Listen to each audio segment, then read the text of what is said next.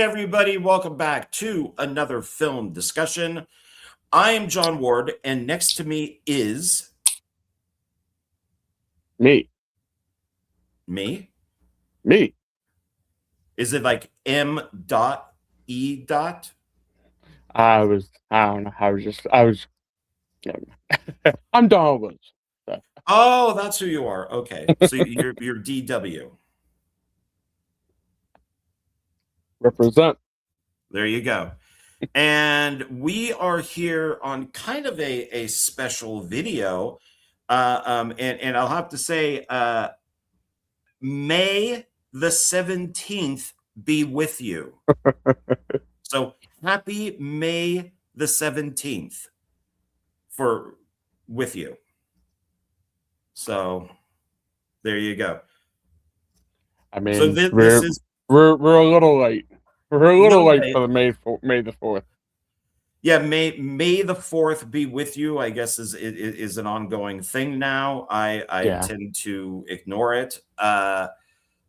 Jonathan Moody and myself did do a review of The Empire Strikes Back, and that came out on May the 4th. So I guess in a way I did celebrate it. The sad thing about that is I asked him, well, what version do you want to watch? And he goes, well, the only version you could get, the special edition. I have on Laserdisc and like burns, like DVD-Rs of not the special editions. So I was maybe hoping he would say that. But watching, well, and we'll get into it. So I did rewatch the special edition of The Empire Strikes Back. So so I guess, yeah, I mean, I did celebrate it a little bit, by doing a review.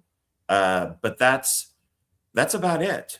And so the point of this whole video that we're doing today is our very, very, very, very, very first video many years ago in a galaxy not that far away, because we're right here, was Star Wars, the original trilogy. And so this video is going to be looking at the 3 trilogies. We'll throw in some other stuff here and there, and seeing if our opinions have changed, really. Maybe one of us now likes The Last Jedi. Who knows? You never know. I do want to point out right below my John Ward at Dark Park Films, I do have Kathleen Kennedy Destroyed Star Wars. I didn't even see that. Well, everybody at Disney should be fired. Bob Iger should be fired. Kathleen Kennedy should be fired. Well, I think both of them are gone now, or at least they're going to be leaving. I was just going to ask, isn't Kathleen Kennedy no longer there anymore? Yeah, I think now it's, I don't know when she officially closes the office door, or Bob Iger closes the office door, but it's Bob Iger basically hired somebody who's exactly like him. Kathleen Kennedy brought, Dave Filoni in and some chick to like co-run the place, and Dave Filoni's vagina is bigger than Kathleen Kennedy's. So, that's bad. And I'll even throw in Kevin Feige should be fired too. This guy he would have gone down as probably one of the greatest producers ever if he just would have walked away after Endgame and let somebody else take over. But instead, now he's destroyed Marvel, and Kathleen Kennedy has really destroyed Star Wars, in my opinion. That maybe there isn't one good TV show, and I can say that without even watching one. I would take it a step forward. I think Disney themselves, all of Disney, destroyed Star Wars. Well, I can't blame somebody who's just doing an effect. That's their job. It's like you got to pay the mortgage. But I Dave Filoni, even Jon Favreau, I blame.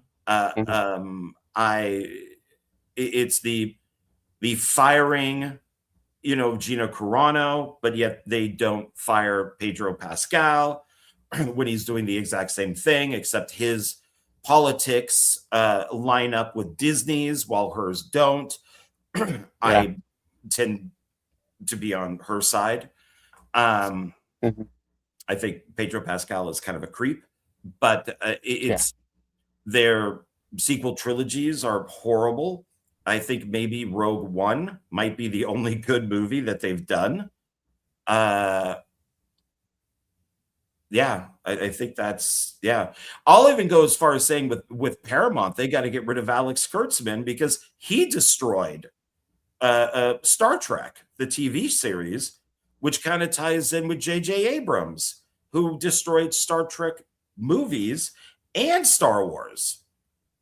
So all these people need to be fired, I think. Yeah. So Yeah. Well, unfortunately, these people kind of stick up for their own, and they, even though they're destroying something, they're just going to be like, we're going to keep destroying even more. they don't get it. They don't understand that, because like Ray is just an insert, like a self insert for Kathleen Kennedy. She's like, oh, let me put myself in the movie. I'm perfect. There's nothing wrong with me. Even though I was Steven Spielberg's secretary and really probably never produced a movie, it was just a name. And there's even that famous picture of her with the coffee with Spielberg. Because, okay, maybe working with a man, she was a decent producer, but working by herself, she's an awful producer. Yeah. And it's by her inserting herself as Ray and making her a Mary Sue, okay, great. So now you're better than everybody. You're better than Luke. You're better than Han. You're better than Leia. You're better than, I mean, even Kylo Ray. You're better than all these people. And we'll get into this stuff, but it's like fucking Ray Palpatine, really? I'm sorry, no, Ray Skywalker, really? She is Ray Palpatine. So at the end of Rise of Skywalker, no, I'm sorry. And there's that great little video clip out there of somebody recording it in the theater. And she goes, I'm Ray Skywalker. And the theater boos, which is great. And they like record it on their phone. And you can just hear, no, boo. Because you're not even Skywalker. You're a Palpatine. We'll get into that when we get to the Disney. Yeah. A lot to say about Disney, and I will even go even further into some of the hypocrisy of Disney. In the new trilogy, in the Disney trilogy. So we'll get to that when we get there. All right, and of course, one of the other reasons, maybe for doing this is there is the new movie coming out. So we do have the Mando and Baby Yoda movie, The Mandalorian and Grogu. I always say it wrong. That I thought was already out, but it's not. It says May 22nd, and today we're on May 17th. Maybe that's why I haven't heard anything about the movie, if it did well or not. I got to be honest. I hope it bombs. I got to be honest. So, I personally don't. I can't really talk about the TV shows because I've only seen like a few episodes of The Mandalorian. That's the first season, and it's kind of like, because I looked it up to see, can I watch this movie without watching the TV shows? And apparently you cannot. So you have to watch those because this is this is like season 4, but not going to be season 4. I guess this was, I guess what this movie was basically going to be season 4, and they decided to make it a movie, and then after the movie they're going to do season 4, I guess. I hope so. Not. That means in order for me to watch this movie, or any of us to watch this movie, I have to watch Mandalorian season 1, 2, Book of Boba Fett, season 3, and God only knows what other TV shows I have to watch. That's why I'm just that's too much. So. Well, and Mandalorian was just Boba Fett. It was Book of Boba Fett. These were all supposed to be movies, just like Mhm. 2-hour movies, and they chose not to do it for whatever reason. And so Jon Favreau came up with The Mandalorian, and it's like, okay, I guess we're not going to get our Boba Fett show. And then when we did, it was awful. Which once again, I haven't seen any of these shows. I just know they're awful. I've seen enough clips. I've seen enough interviews. I've Mhm. seen, full scenes. I've seen people do breakdowns. I've seen, you know, uh, uh, good reviews. I've seen bad reviews, and bless you. And I've just come the only one, surprisingly, that I'm willing to watch because I know it's awful, like really awful, is The Acolyte because I know it's horrible. And I like watching bad things. So it's the one that takes place like 1,000 years before episode 1, and they retcon things. So like the Force is now the thread because God forbid they keep with what Lucas started with. And it's Oh. it's created by Leslie Hedrum, who is she was Harvey Weinstein's personal assistant for 4 years, like 3 or 4 years. And of course, the entire show is, uh, um, you know, Mary Sue's We Hate Guys. It's all about DEI. It's all about like there's like a really like 300-pound Jedi that's just like like Yeah. diabetes Jedi. So I'm willing to watch it because it just looks so awful. But the other ones I don't want to watch.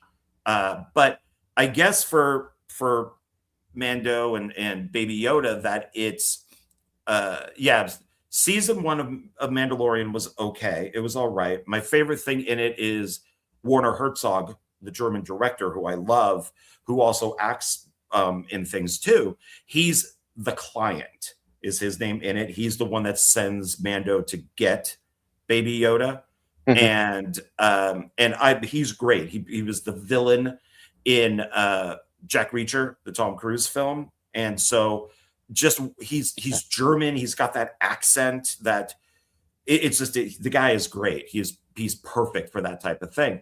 So season 1 was okay.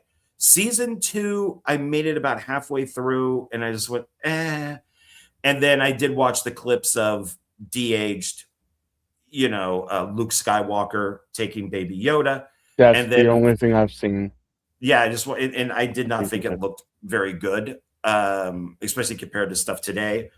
And then season 3, I didn't bother because I it's I've heard that they take Mando away and they give it to like his gun or staff or whatever it is. They give it to a different Mandalorian who is, oh God, what's her face? It was in Battlestar Galactica. She was also in Riddick.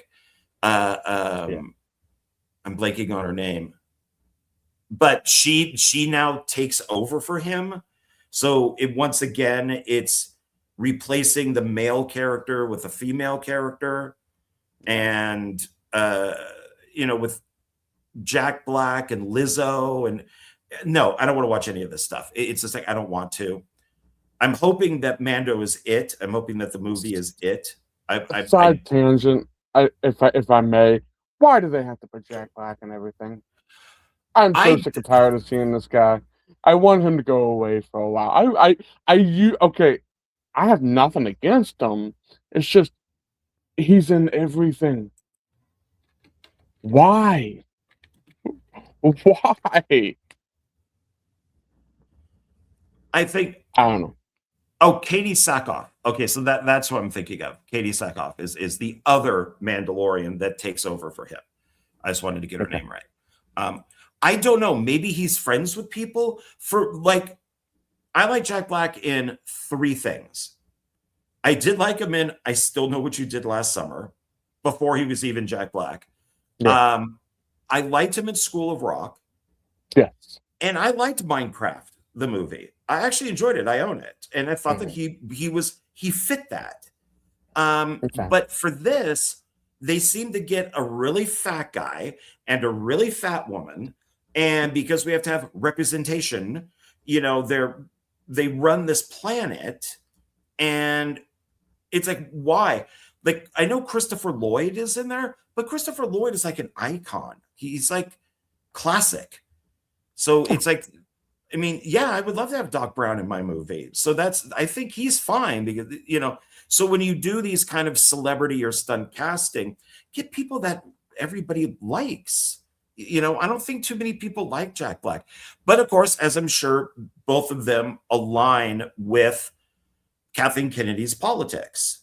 Yeah. So you're you know, hence why Gina Carano was fired, you know, which screwed up all the TV stuff because Jon Favreau created the character. He was going to do her own TV show. This was a big deal. And Kennedy's like, can her, get rid of her. And as I'm sure Bob Iger probably had something to do with it. And then, you know, she sued them and won. You know, so it's good for her. I'm glad she did win. And I know on a lot of these, I try to stay away from bashing on stuff, but no, I mean, this is May. We got May the 4th be with you. We got the Mando movie coming out. This is us revisiting stuff.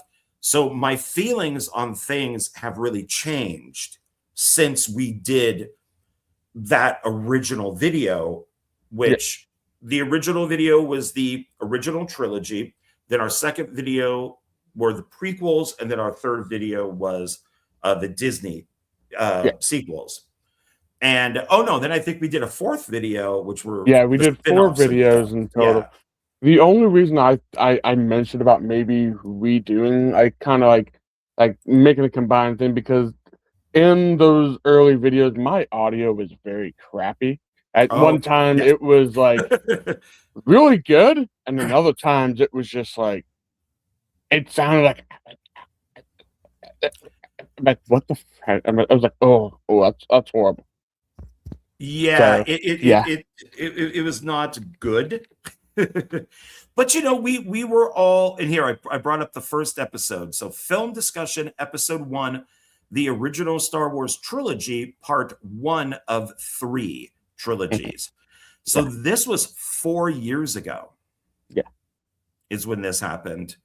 And then then we did the prequels 4 years. Well, that's weird because it says the prequels were 4 years ago. We call them Star Wars stories. So that was Rogue One and Solo. Yes. But that says 3 years ago. Yeah, I guess that would be right because 4 years ago would be the first ones and 3 years ago. Yeah. And then the Disney sequels 3 years ago. So that was like, what was the actual? Yeah, because we had to have done them near the end of the year. It may have been. I'm not 100% sure. I know either that or we weren't doing them every month at one point. Maybe we were doing like every couple months. I'm not 100% sure how we were doing it before. Well, we were doing them, still once a month. But I'm clicking on the video here, you know, because it comes up with like a little like a preview. I did the very first film discussion at work. I did it at Shield Storage. Yeah. That tells you how professional we were. And you're just like sit back, you're all kind of like, you know, lounging, you know, just like, I'm here. I'm just kind of hanging. And then here I am at work. And I'm sitting in my little orange chair in my corner of my apartment. Yeah, that's what it looks like. Yeah. Then we move to it looks like you're maybe standing in front of the screen, and then I'm at my apartment, and then you're standing in front of the screen, but maybe at a different place. I'm still at the apartment, but it looks a little still same setup.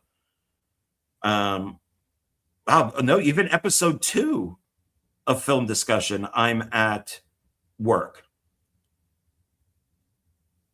Wow. Okay. So that tells you how professional we were. But oh well. So yeah. So that those are all the reasons why we're here. So Yeah. it's but our real thing is we're going to be discussing the original trilogy, Yeah. and then we'll get into the prequels, and then we'll get into the Disney stuff. So have your thoughts changed? The original versions, not the special editions, but the original versions.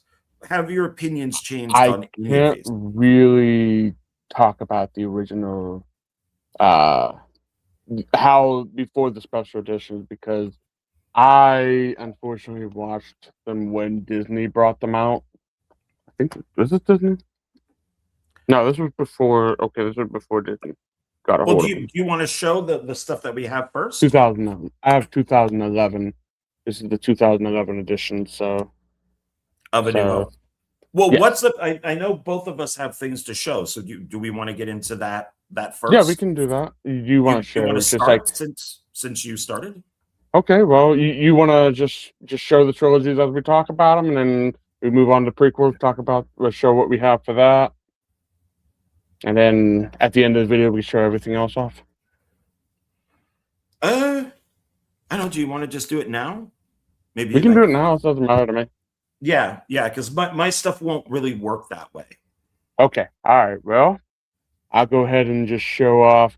Yeah. I got 1 through 6 all on the steel books. So this is in 2011 or so when Okay. these came out, and the whole reason I really like them because they have the, maybe not the original poster art, but kind of zoomed in. It's yeah. There was different when it was. I think once the movie got big, that was the poster that came out with it Yeah, because it looks more like the actors where the first one didn't. yeah. So, So but the that's only, nice. yeah, these I really enjoy these. This is A New Hope. Which is weird that it's Vader. It should be Luke on the front. It should be, but I think they were kind of doing the villains of all of them Oh, okay. because in Empire Strikes Back we have a stormtrooper.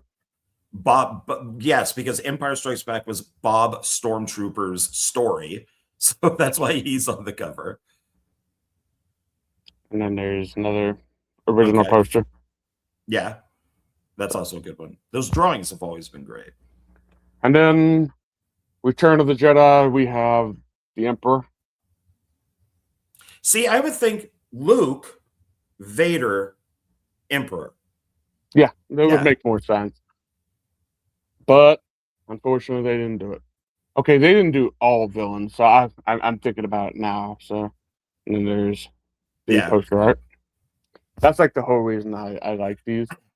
Um, then the prequel, we have the Phantom Menace, which we have Darth Maul. Okay, that's In a good my one. opinion, one of my favorite villains. Oh yeah, Yeah, definitely. he's awesome. I remember when Phantom Menace came out, and a friend of mine goes, Darth Maul. Nobody is going to remember that guy. What the hell? He's no Vader. Well, okay, well, all right. I mean, He's dude is become like, pretty it's big. basically red and black, man. I mean, and he has horns, and he has a dual lightsaber, both That is sides. true. So I He don't care what does. That anybody is says. true. That is sick. Okay, I stand corrected. I thought it was all villains. No, the second one is Yoda. Unless you want to consider him a villain, you can, but I don't. I don't. Well, now I think in the final episode of the Acolyte, we see Yoda, and I think the idea is that he doesn't tell like the Jedi Council Mhm. what was going on. Yeah, And so in a way, he kind of betrays him, I guess, if they had continued with the second season, maybe of Acolyte. yeah. By the way, the only show that they ever announced that was canceled. None of the other ones just kind of Yeah. faded away. So maybe he's a villain in a way. Maybe. I don't know. Yeah. And then there's the poster art. Okay. So that is Attack of the Clones. And obviously, Revenge of the Sith, which I don't know why they picked. Grievous. Yeah, or I previously. can never remember this dude's name. And it's like, I really think they really should have put, like, you know, the Sith version of Anakin, but then again, if the people Well, if haven't you're gonna put watched a it, it might be a spoiler. stormtrooper on one, I don't know, why not? Hmm. Yeah, okay. I mean, So, they look good. yeah, and now that's the only ones I have in Steelbook. The Disney trilogy, I just have the original slipcovers. Now I did try to get these all with slipcovers, so, and that, I gotta say, that's the most boring artwork ever. Yeah, it's not very exciting. It's like, yay, Force Awakens. Hooray. At least The Last Jedi had a little bit more exciting artwork. Yeah, it's a little more, what is it, like lacquer or whatever you call it, where kind of, Yeah, kind of like the Metallica, not yeah, Metallica, Metallica. metallic, Thank God, Metallica. thank God they weren't part of this. I mean, they may have improved it, but anyway. That's true. So, I don't and know. of course, Lars's character might have just sued them for whatever reason. or Lars may have been a Sith. Never know. That's true. And then Rise of Skywalker. Rise of Palpatine. And then I do have a copy of Rogue One, which we won't be really discussing. I just wanted to show it. I did not bring mine of those. I thought we were just Yeah, sticking with the I trilogy. do not own a copy of Solo. That's one I still need to get, and I don't own any of the TV shows. So maybe someday, if I find them for cheap, which I doubt I will, but you never know. They're hard to find. I think Disney is weird with stuff too, kind of like They Netflix. only do steelbooks. That's the only thing they've ever done. Yeah, I don't know if. Yeah, I don't know if there's any of those that I would. I don't like. I've mentioned to like maybe like Jonathan Moody or some other people, like maybe I'd watch Obi-Wan Kenobi, but then I just know it's garbage. I just know they took a 2-hour movie and made a series out of it, so it's a lot of walking around and talking. And why Obi-Wan never met Princess Leia, but yet he meets her in the film when it really should have been about Luke. And it's just like this makes no sense. Oh, that's because Kathleen Kennedy is producing it. That's why. Yeah. And Obi-Wan Kenobi is the idiot, while little Leia is the genius. So that's just the way that she works everything. I do own Rogue One, but I did just watch something about it last night. Like what it was originally meant to be, where they talked about the making of and the reshoots and the rewrites. And according to the director, he said that he was involved with the whole thing, and that the version that is in the theater is what he considers to be the director's cut. Even though there's like in the trailer, there's the scene where the lead is running and the TIE fighter comes up right in front of her. And people are like, wait, why was this cut out from the movie? And he said, no, that was never meant to be in the movie. It was for the trailer only. So it would be interesting to see what he had originally planned. But according to him, Rogue One is exactly what it is. I do own Solo, but it's okay. It was all right. I enjoyed Solo for what it was. It just has dumb stuff like, what is your name? Han. What is your last name? I don't know. Well, you're standing in front of me, and you're by yourself. Solo. Han Solo. We have to have an origin for his friggin' last name? He can't just be Han Solo? He can't just be from his family, can't be called Solo? Can't be Joe Solo and Kathy Solo, and just is so dumb. Or little Johnny Solo, or like, come on. His little brother that he bullied when he was a kid. Yeah, it's so stupid. So movie-wise, what I brought here is I did buy this when it came out, Star Wars: The Complete Saga. Yeah. So this is these are all the special editions for the Yeah. original trilogy. Even screwed up more than what they were because Lucas kept working on them until this thing even came out. And then it has the prequels on here too, which I like better that they extended them. It actually adds a little bit more stuff to it, a little more story. So actually, the extended cuts of the prequels work better than cuts of the prequels. Yeah, because they added in. There's like the pod race is longer in Phantom Menace. There's some other scenes that have been extended, but they're not known as like a special edition or director's cuts or anything like that. It's just Lucas tinkering with them, playing with all of them. And I mean, this thing is kind of cool. So it's got like it's a book. Oh, nice. So it's got. Oh, nice. That's kind of how the whole thing works. Then you get like a little booklet at the end.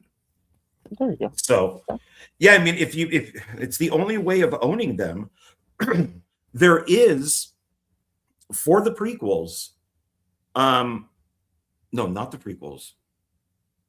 I think that it's the original versions. Well, the original trilogy, but they're the special editions on DVD. In the special features, it does say original versions. Okay. And so that's, New Hope, Empire, Jedi. A friend of mine pointed that out. So technically, I guess they are available. I just have to go down and buy them. But and then we'll get into the extended stuff. And then I have the same things that you have. I got Star Wars like that. Yeah. I do like the black box though. Yeah, that was like the only that was pretty cool. I wish they would have continued doing that. Then they just went typical.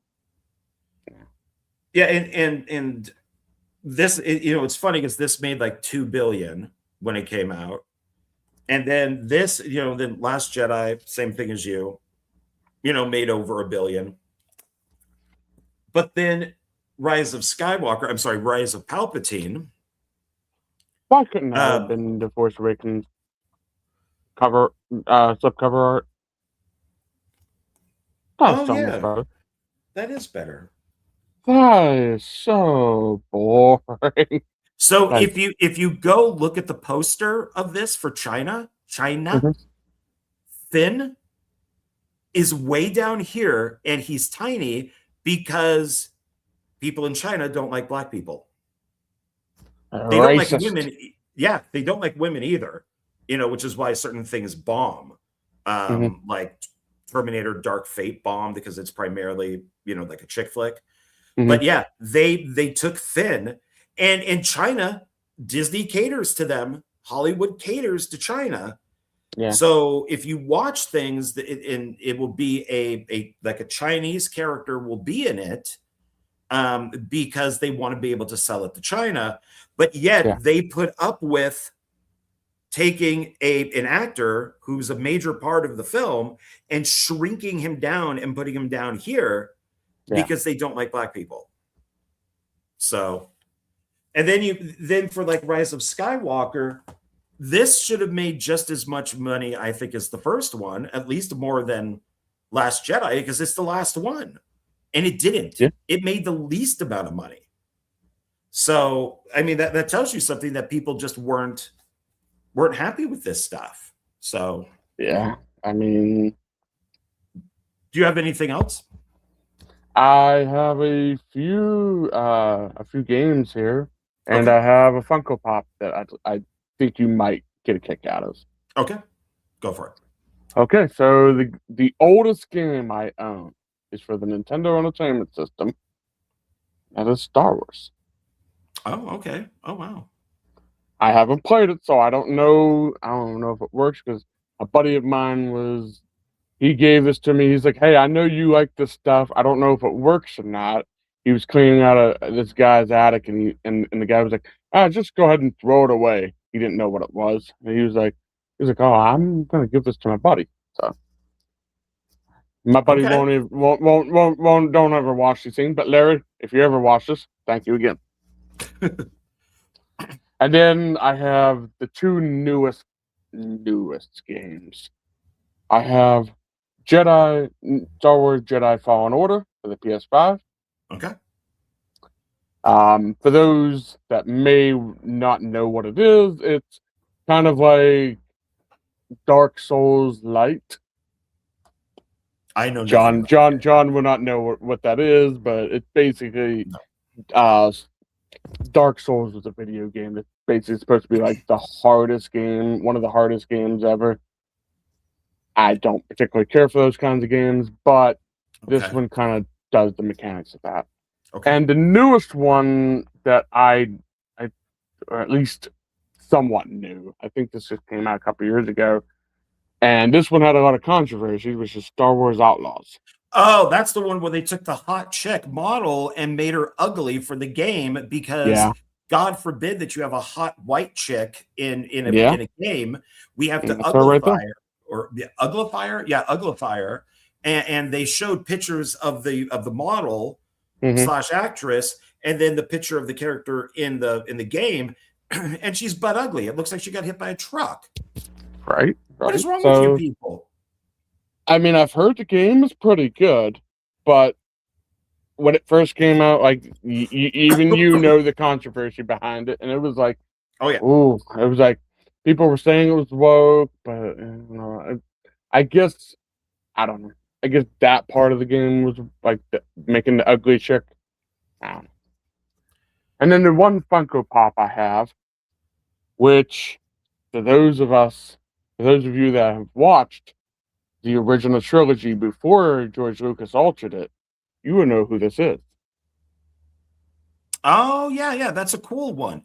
They've done some neat things with Star Wars, like they've done like the Han Solo sketch, like his original designs. They made a Funko Pop out of. So yeah, Okay. that is cool. I would definitely own that one. Yeah, Jabba the Hutt was a person. He wasn't like a creature. He wasn't a slug. Yeah, he was basically a man in the original. What's the back look like? What's the back look like? Star Wars deleted scenes. It says Star Wars deleted scenes. I'm guessing because it's Disney, they don't count it as the original. They're calling this the deleted scene from A New Hope, but this actually isn't a deleted scene. This was Jabba the Hutt before he was this weird fat slob-looking creature. Yeah, and he had something like an accent, like a British or Scottish or some accent. Yeah, there's whole videos out there that show the first thing of him like that, Jabba walking around as a person, and then it shows every single new Jabba the Hutt slime creature that Lucas fiddled with, from it looking really crappy to it looking crappy to then it being a hologram. So it's all kind of like going in and out and stuff because they knew how crappy it looked. So okay, so I do have Funko Pops. Well, I have my mug. So this is my Star Wars mug. I wanted to get a Empire and a Jedi mug, but I only picked up Star Wars, so I figured that would be appropriate for today. And I do like how it just says Star Wars. It does not say A New Hope on it. There you go. But okay, so these are Funko Pops. I tried to stick with what we're talking about here, just like the movies, even though I do have some TV show stuff. Yeah. But so I have Funko Pops that I love, and I have hate purchases. They're two separate things. I've already done one video on hate purchases, and then I do videos on the ones that I really like. So I have 4. So we're going to start with the Funko for a love. So 3 of these are from Last Jedi. I don't really have anything from the other ones. And then one, I guess, is from, I guess it's also from Last Jedi too. No. 3 from Last Jedi, 1 from Rise of Palpatine. So this was the biggest disappointment here because this was Andy Serkis who played him, but Snoke. Okay. I hated how they killed him. Rian Johnson is an a-hole. Just got rid of him. Would have been awesome. And Yeah. And I could tell because I like how it even does it on yours. It just says Star Wars. It doesn't say Last Jedi. It doesn't say Empire Strikes Back. It just says Star Wars. And I realized, okay, so this must be Last Jedi because he's in Last Jedi. It's got the red and the white, so kind of like the planet that they're on. Yeah. And most of the characters on the back are from Last Jedi. Okay. Makes sense. So Snoke is this I got. I really like Snoke, and I wish that they would have done something more with him. Now, this is my hate purchase. Rey. Rey with a lightsaber. And this is Kathleen Kennedy right here. Yeah. And once again, it looks like it's from The Last Jedi. Yeah. But yeah, it just says Star Wars. I find that funny because it's almost like, I mean, if I'm not mistaken, isn't Star Wars when the? No, okay, but you would think. Well, it's kind of red, so it kind of makes sense. Well, yeah, because that's supposed to be. I think it's on the back of the box. Do they show it on the back of the box? I don't think they do. Because if you look at any of the other ones, it's just white. Yeah, because I think this is. Yeah, and this is all. I think red is Last Jedi because it's got the side thing on there too. But on most things, it would say Star Wars, Last Jedi, Star Wars, or down here it would say Star Wars, Rey, Last Jedi. Okay. Star Wars, Rey, The Force Awakens, and it doesn't. And I think that's done on purpose because who wants to buy shit? Well, except for me, from Disney Star Wars. So I got that. Then this was sent to me because I bought a bunch of Funko Pops of this guy on eBay. So he sent this for free.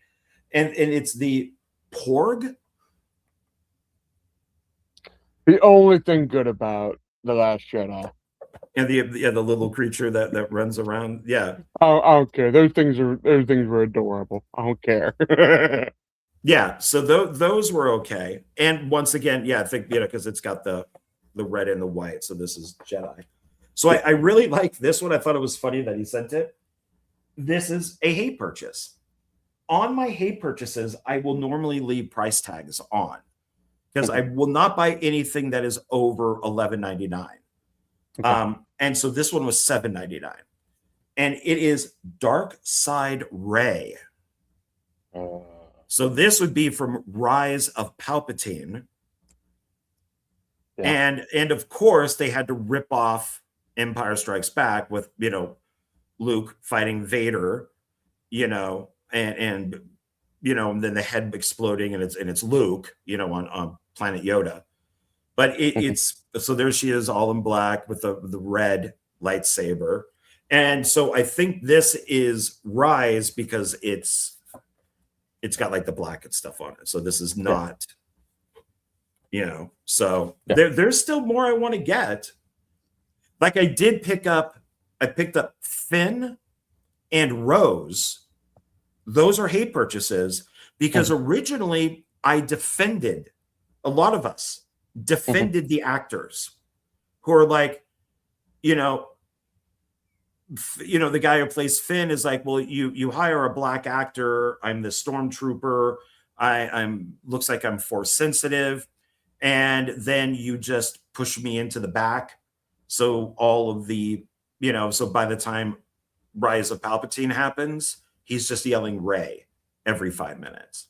And then Rose was kind of the same thing because she's in The Last Jedi and then got pushed back in Rise. And then she's like, well, why would you hire me? And then you kind of develop this relationship between me and Finn.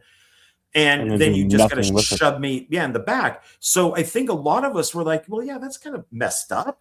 But then the actors come out and then, the guy who plays Finn is like, white people suck. You know, it's Star Wars is for white people, and then the actress who plays Rose is all of a sudden came out as being gay or something, and then she's like, yeah, the movies aren't, you know, diversified enough, and then it's just like, oh, fuck off. You know, it's like, God, you know, you had us on your side, I not think anymore.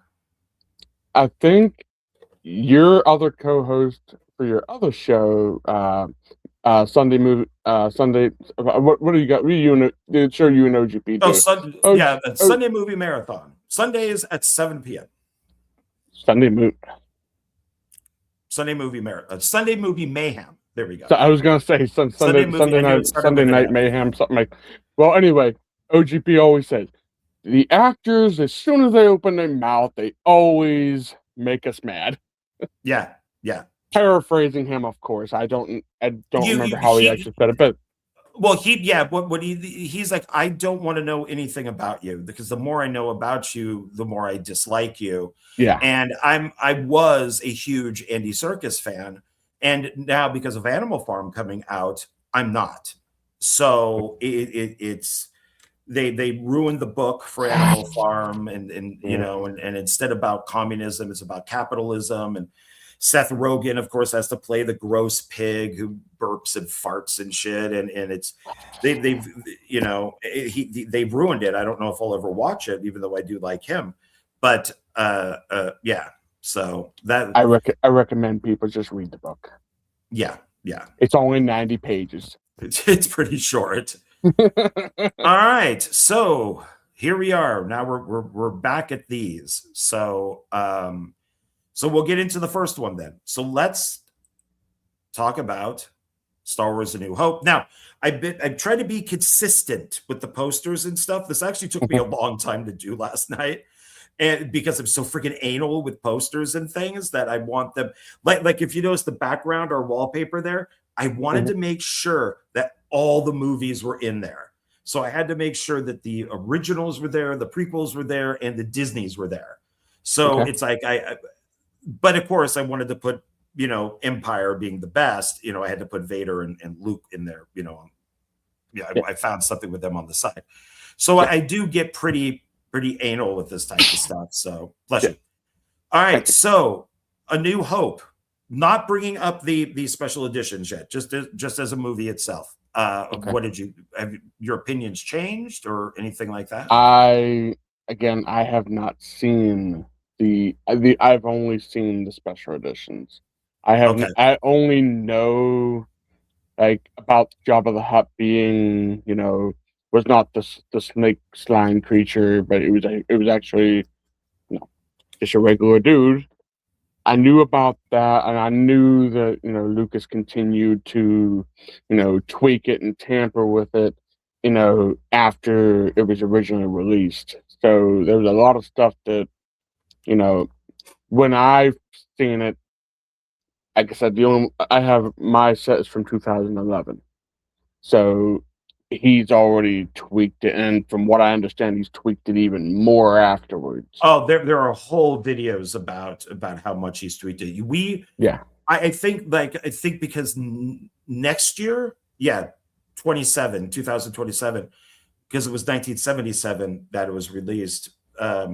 Disney said that they are going to bring out the original, but I doubt that it's the original, because I watched. We can hope, but I doubt it. Well, we'll see. If what they release is just Star Wars, then it could be. But if it's still Star Wars: A New Hope, then it's been tampered with. Yeah. So we'll see. So this will be pretty quick, because we had talked maybe about discussing a half an hour on each, you know, trilogy. And so yeah, I could go through these pretty fast, and then we'll still be on time. So for me, Star Wars Episode 4, A New Hope, is always just Star Wars. That's it to me. It's not A New Hope, but I guess it has to be in the whole thing. I guess it has to be. But for me as a kid in 77, I was born in 67, so I saw it when I was 10 years old, and it changed my life. There were lines, all those pictures and stuff you see of people going around blocks. That was true. My mom went to many theaters with like her friends and me in the car trying to get in, and we could not. We could not get into this.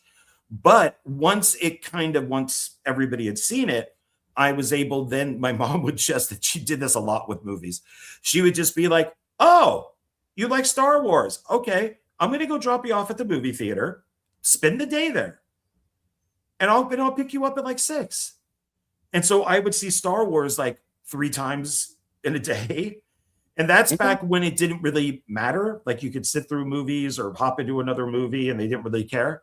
And so I bought all the toys. I had the posters. I bought the soundtrack. I bought the story of Star Wars. I was all about Star Wars. Everything was Star Wars. And it didn't. And when you look back now, a lot of stuff doesn't make sense. Yeah.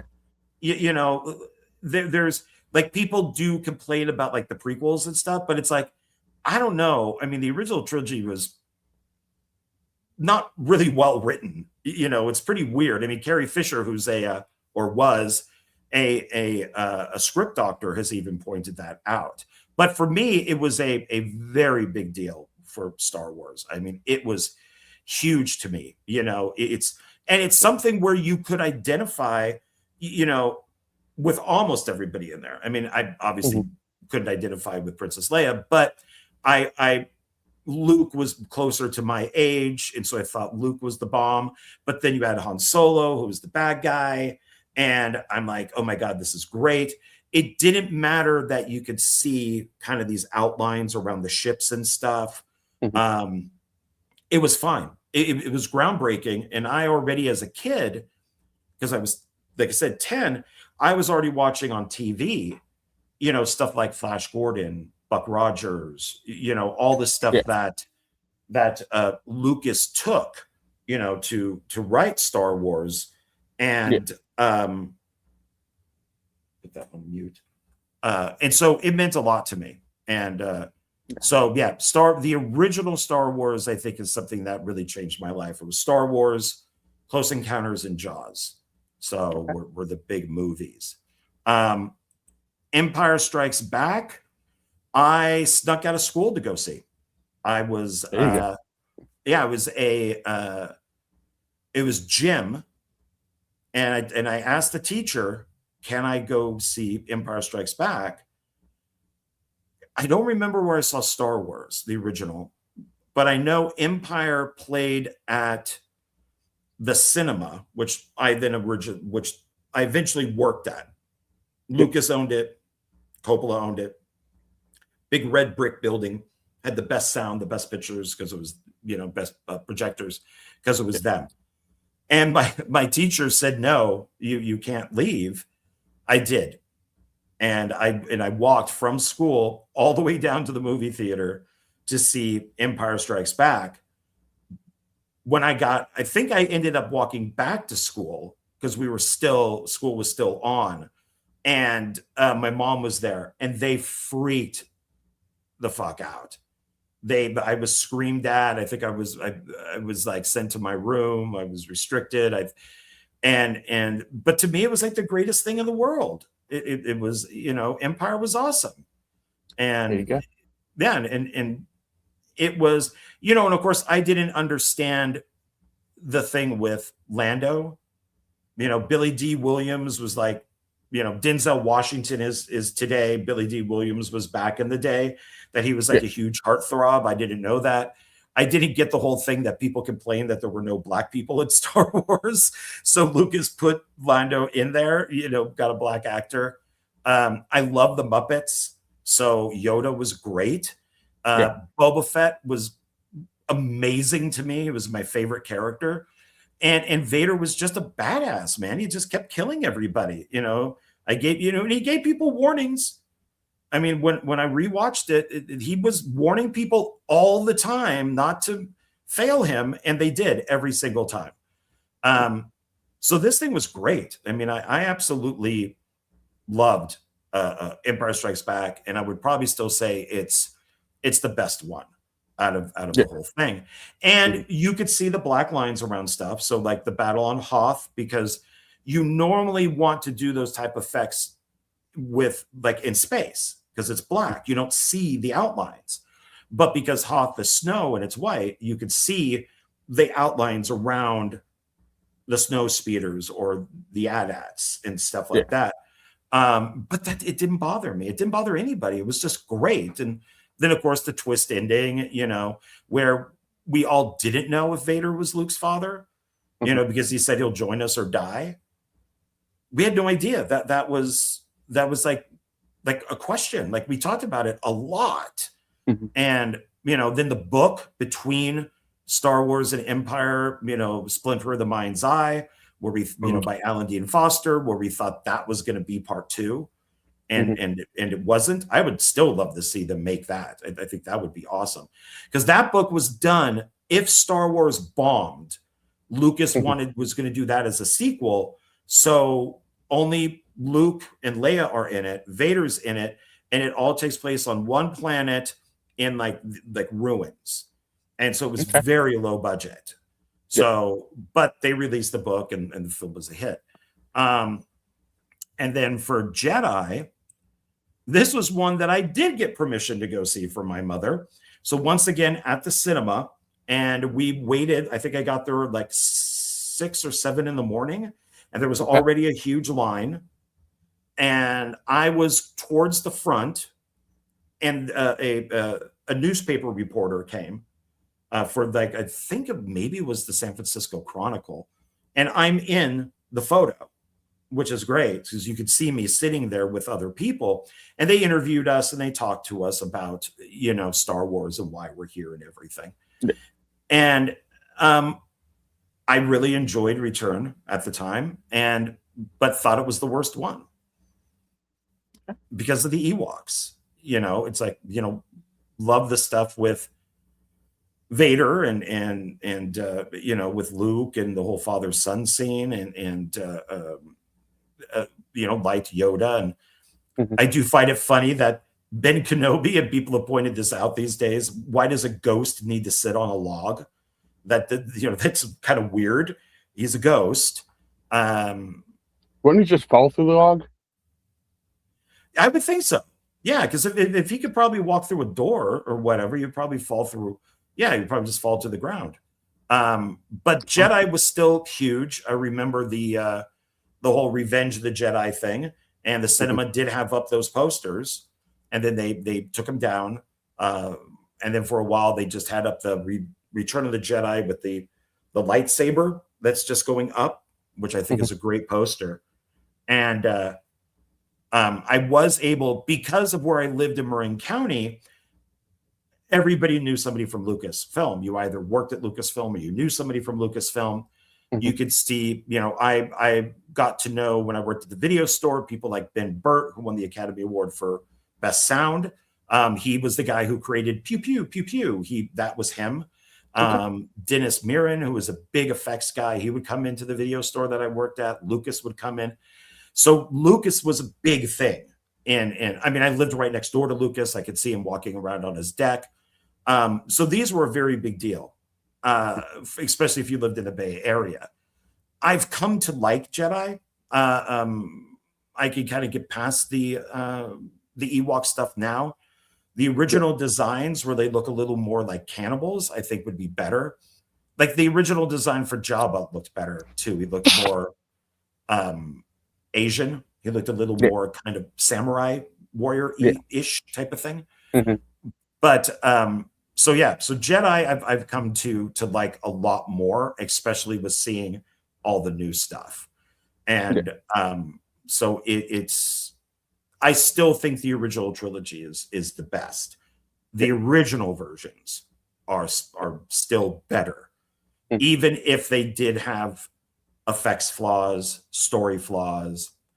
I mean, them, you know, Han, you know, Leia saying to Han in Empire, you know, I love you, and then he says, I know, and then them flipping it in Jedi didn't really mean anything in Jedi. It's like, it was a great moment in Empire, but okay, you're just repeating yourself.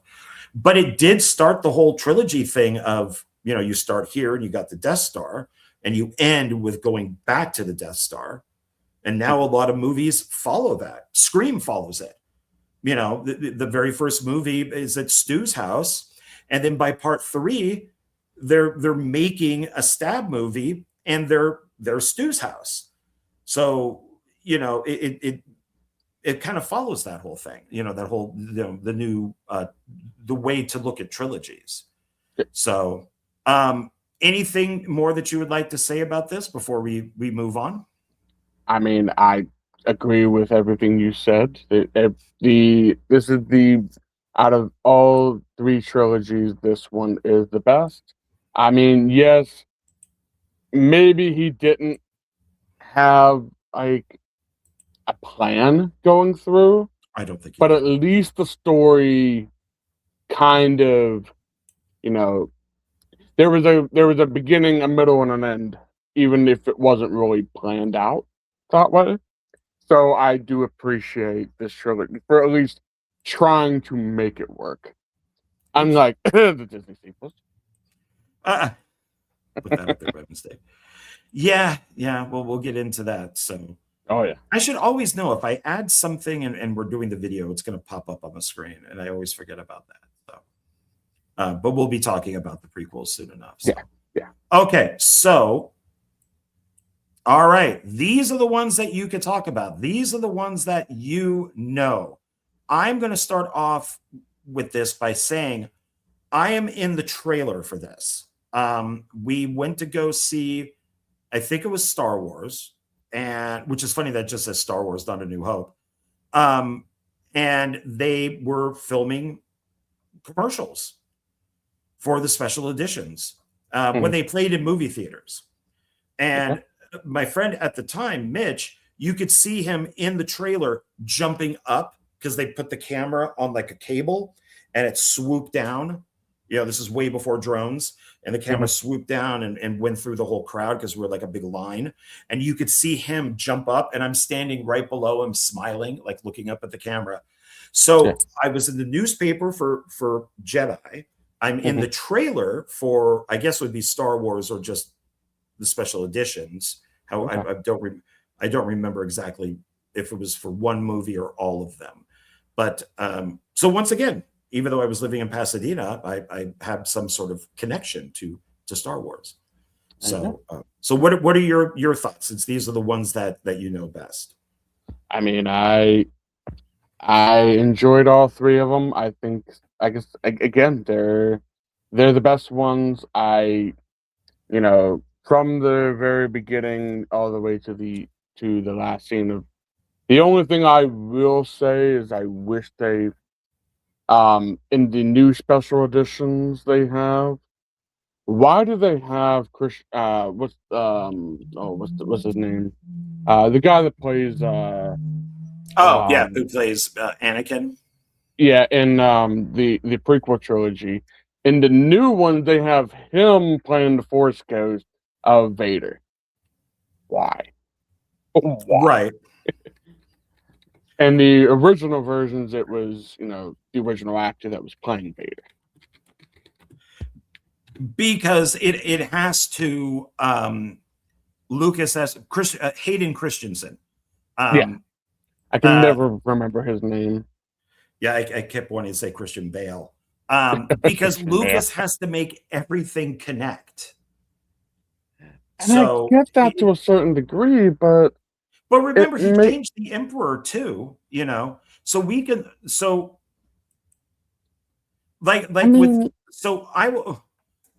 I'll say with Star Wars, I now consider this, the special editions, I think, are just as bad as anything that Disney has done. Yeah. I think everything, Star Wars, A New Hope, is the worst offender of Lucas tampering. Lucas did the same thing with THX 1138. The original movie is great. He then did the director's cut and added all this shit to it. And it's like, no, it's a dystopian world. They're not supposed to have windows. They're not supposed to have all this stuff. That's the idea, is that it's a dystopian world. And he destroyed it. And because it's Lucas, you can't find the original unless you buy it like on VHS or you get it on Laserdisc. And of course, these things are very expensive.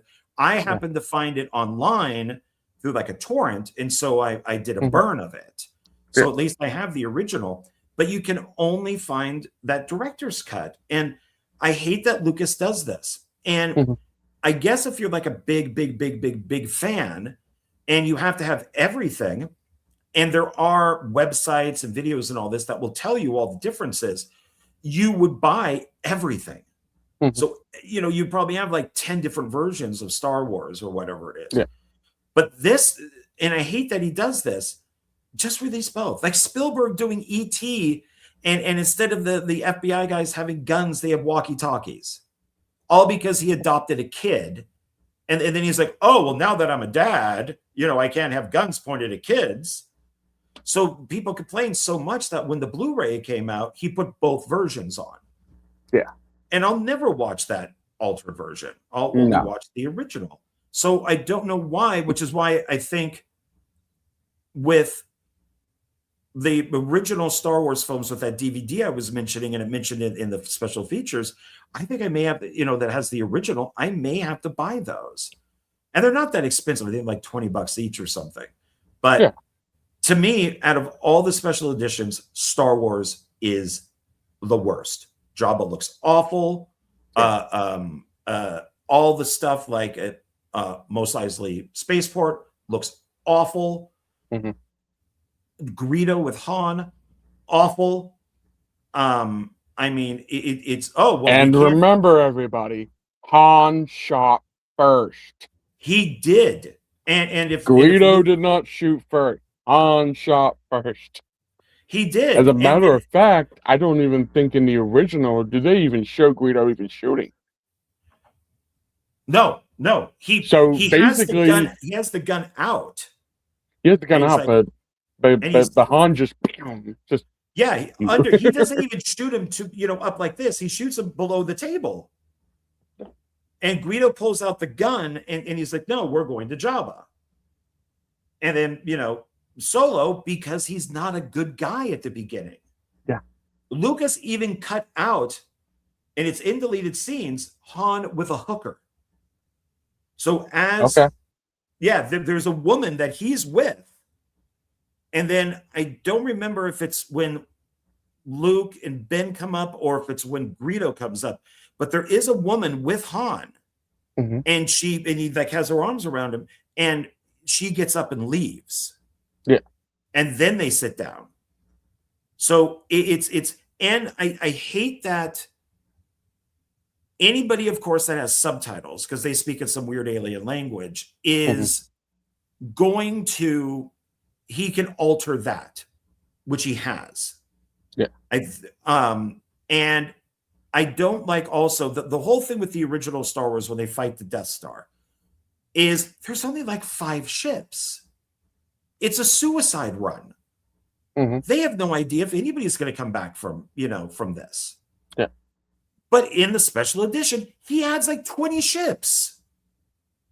Like I don't think the Lucas, Spielberg, Coppola, all these people that were originally out there. You could put in Brian De Palma, you could put in John Milius, you could put in all these people. I really think Lucas and Spielberg were the ones who just lost it. Once they made it, Spielberg even altered Jaws. He put in falling stars. For some reason, when they're on the Orca, in the ocean, and you see a window, you see a falling star. Then when they go out on the boat, and it's at night, there's a falling star. It's like, why? Why does this need to be done? It doesn't add to the story. It doesn't add anything. So it's what's distracting. The point?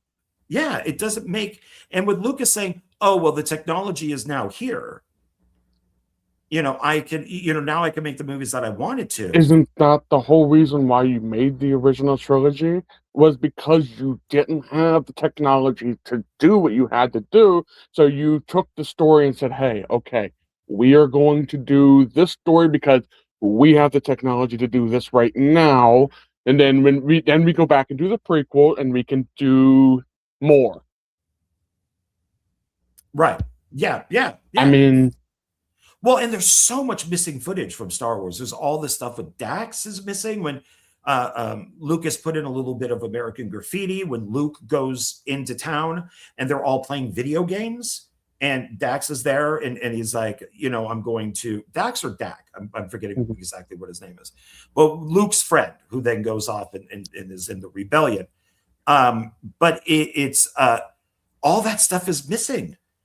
So it's like if you're going to add in dog shit effects to Mos Eisley and other stuff, maybe put back in when Luke is out there, because his uncle says, I need for you to go out into this field and do whatever. There's that scene of him out there with like the little droid and he's looking up with his binoculars and he could see the Star Destroyer and Leia's ship. And they're fighting. He could see that. And then when he goes into town to talk to his friends, and he's like, hey, I just saw this happen. And they go out to look and there's nothing there. And they're like, yeah, whatever, buddy. All that stuff is gone. But yet you're going to add in the famous scene with Jabba, but it looks like crap. It looks horrible. Yeah, it does. So then so this is one that I recently just watched. Like I said, Jonathan Moody and I did this video for May 4th. I rewatched it. I was fine with the stuff at the beginning. The added stuff with the Wampa creature, where it's eating the Tauntaun, and Luke is kind of looking back and forth. Okay, it's fine. It's okay. They cut out a shot that I really enjoyed and kind of creeped me out as a kid is the Wampa, its head is cut off and its body. So you're really only seeing like from the neck to his waist. And you could hear him growling and kind of howling as he's walking like behind some, like a little like walkway. And there's like the snow walls.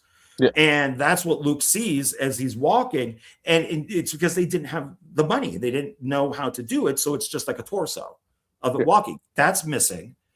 And I'm like, okay, this is fine. And then we get to the ending. And I'm like, okay, now I know why I don't like this. I don't mind the stuff in Cloud City of Lucas adding in windows. He's like, I always wanted to do windows, but we couldn't do it, so they're just walls. Okay, fine, whatever. Yeah. But then there's the Falcon coming into Cloud City, and it flies, and it flies, and it flies, and it flies, and it flies.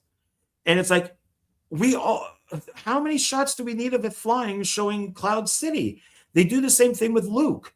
When Luke's X-Wing comes in, it flies. And then it flies. And then it flies. And then it flies. It's like, come on, dude.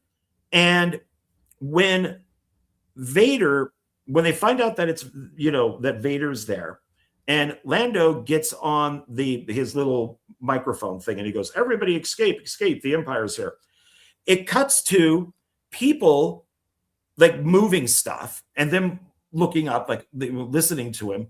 And then it cuts to a huge amount of people, like out in an open area. Why?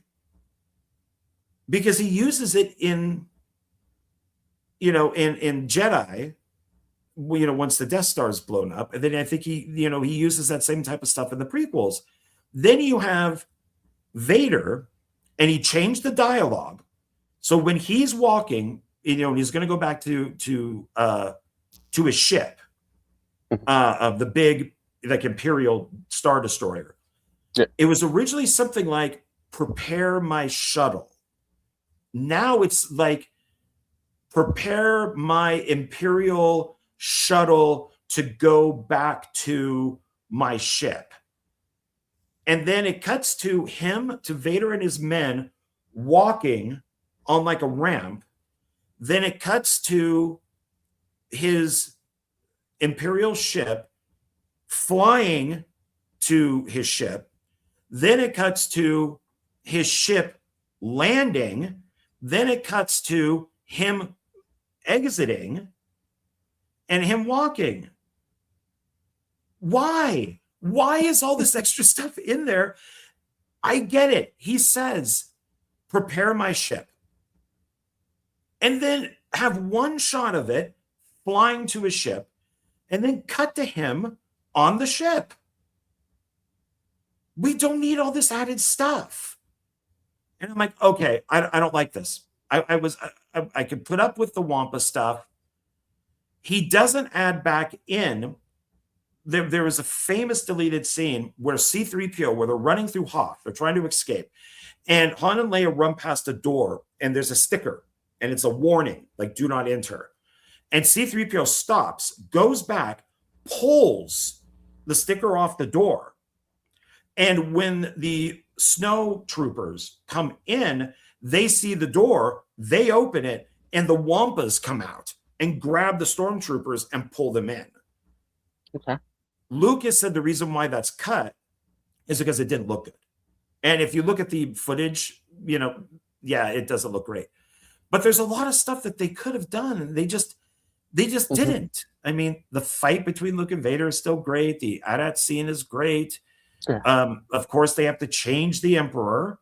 So, you know, now it always has to be the same guy, no matter what. You know, I love in the original film that Christopher Lee is there. I'm sorry, that Peter Cushing is there. And then in Revenge of the Sith, it's Christopher Lee. And then, of course, Peter Prowse, who's Darth Vader, was also a Hammer actor. So Lucas wanted to litter Hammer actors throughout his movies. Prowse played like the Frankenstein monster in a couple of Hammer movies. But yeah, I don't want to watch this version again. I don't want to watch. What is your take? I mean, I would love to see the original cut. I mean, as original as we can get it. I mean, I don't know if we will ever be able to see the original theatrical cut that was shown back in the 70s or in the early 80s. But yeah, early 80s. Yeah. Early 80s. Yeah, something I'm not 100% familiar with all the dates, but I would love to see these, like the original versions, if we can. Like you said, Lucas kept tampering with everything, even from what I understand, even after the original, it first showed in 1977, he would continue to, okay, let's tamper a little here, let's tamper a little there, let's do this, let's do that. So I don't know. I'd like to go back and watch the original to see like the differences, because I've heard a lot of people say that it, like you said, I'm very disappointed with like, you know, Jabba the Hutt not being the person, or you know, like a lot of the the problems with 5 and Strikes Back and Jedi. So I can't comment on those because I haven't seen the original. So, but I would love to though. So okay. So then for Return of the Jedi, I think this is the one that benefit. Well, of course, I haven't seen it in a while, but I know I hated A New Hope with the special features. Now I'm very disappointed in Empire. I don't know. Maybe I'll think differently with this, but I think this is the one that benefits the most from this special edition stuff. yeah, Like the Pit of Sarlacc is better. It just doesn't look like a big butthole. It actually has like the tentacles and stuff coming out of it. Yeah. But the band that's in Jabba's palace is annoying because it's all like CGI, and the one like yells at the camera. That's kind of annoying. They ruined Boba Fett in this, you know, with Han blind hitting him into, you know, into, you know, Jabba's palace, and then or his ship, and you know, him falling into the pit of Sarek, which then I guess later for like Book of Boba Fett he crawls out of, but then in the comic book he flies out because he's got the jetpack. But in I guess he comes out of the sand or something in Book of Boba Fett.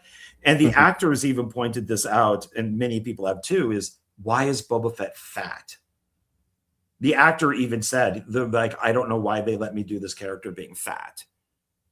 And so it's like, wait, but he's supposed to be starving in there. The guy should be like as thin as a stick, but yet he is like really overweight. And so there's also scenes from this that I don't get why he like focused on certain things to put back in, and then he didn't add in some stuff that people are curious about, like before we get to the palace. Yeah, because Jabba's skiff is I think the ship that he's on, you know, that they're on when they're about to be sacrificed. Then it's Jabba's palace is the beginning. So before Luke and all them go to the palace, there's a scene of Luke in a cave, and he's fixing up R2D2 to do all the stuff that he does. Like I think you see him put in the lightsaber, and that would have been great to put in there. Then there's a scene when the skiff blows up and everybody's on that little ship that's going on the sand, and Luke says, you know, don't forget the droids, and it's horrible looking. Is that the feet sticking up because they're upside down of C-3PO and R2D2, and they just kind of slightly move because they look like shit. And that's from the original version. And then you see the pieces come down and pull them up. Right after that, there's a snowstorm that's missing. Is that you see Han, you see the Falcon, Luke is there, and they all got the masks on and their heads are covered. And Luke's like, yeah, I got to go to Dagobah. You know, you guys go do what you need to do. And then that's when they take off. So there's all this stuff that Lucas could have added in that would have been interesting. And then he doesn't fix certain things like the droid's legs. And it just, but yet we'll add in stupid musicians, I guess maybe to make toys. You know, when the original band was fine. You know, at least that was all practical. Of course, Princess Leia, you know, being in her, you know, skimpy costume in there, the bikini costume is always amazing. You know, Carrie Fisher looks amazing at that point. I mean, just gorgeous. And she has even said that she was so high on cocaine throughout that she doesn't remember a thing. She was a big cocaine head. That movie, she wrote the book, Postcards on the Edge, Postcards of the Edge, something like that. And then they made the movie out of it with Meryl Streep, where Meryl Streep plays her. And it's all about her being like a total cokehead and all that type of stuff. But I've come to like this film more. I still think it's the weakest of the three. Some people I've heard, like Tom Devlin, for example, says that Jedi is his favorite one out of the original three. So your take on at least the special edition? I think I'm one of the ones that say Jedi is my favorite of the trilogy. Mainly just because it wraps everything up so, maybe not so nicely, but you know, it wraps up everything, and you know, you have the famous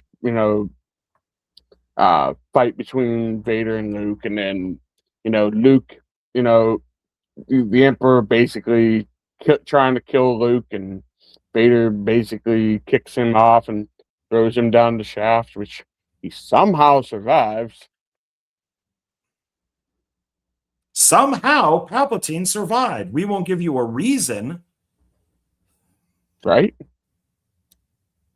Yeah. But but I enjoyed this one too. So I mean, it again. I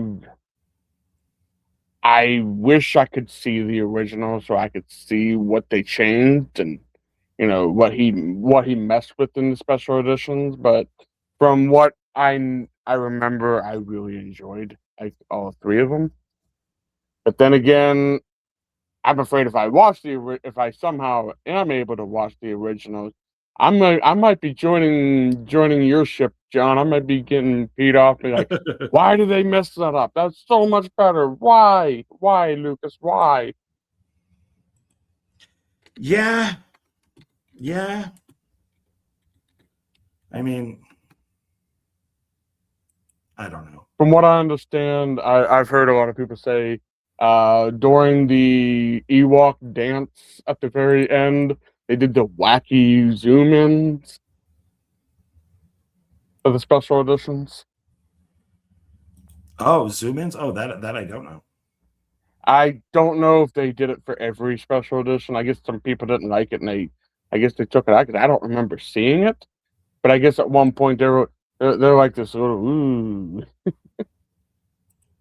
Huh? Yeah, I don't know. I don't know about that. Yeah, I mean, there's Uh, probably stuff in there I don't have no idea about because it's so um it's been tampered with so much yeah, that there's probably stuff in there that a lot of people didn't even notice.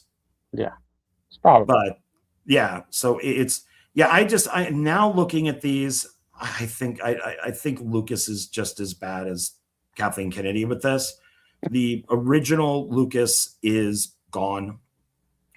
He's not with us anymore. He's a different guy, and he doesn't seem to care. I mean, I guess he does, but it's in the wrong way. So it's yeah, I don't. I don't It, know. I mean, it sounds like to me that he didn't want to do anything with Star Wars and that, so he sold it to Disney. And then once Disney started ruining it, he got peed off, and he's like, "I want." He was saying he wants to redo 7, 8, and 9, and I'm like, dude, you should have just kept it from the get go, and just did 7, 8, and 9. yeah, People wanted it, so he and said you that he have wrote treatments or outlines, and they just threw them away. pretty much. So, well, before we move on to the prequels, does this one count? Is this canon? Um, Maybe I mean, I. That's so one of the it ones I would be still between haven't Star seen. Wars and Empire. It's Life Day. Yeah, I tend to think that this is canon. I think the Star Wars Holiday Special is canon, Okay. and it's the first time we got to see Boba Fett, which is like really the only good thing in the movie. Okay. And here's a I have weird not thing. seen it, so I can't.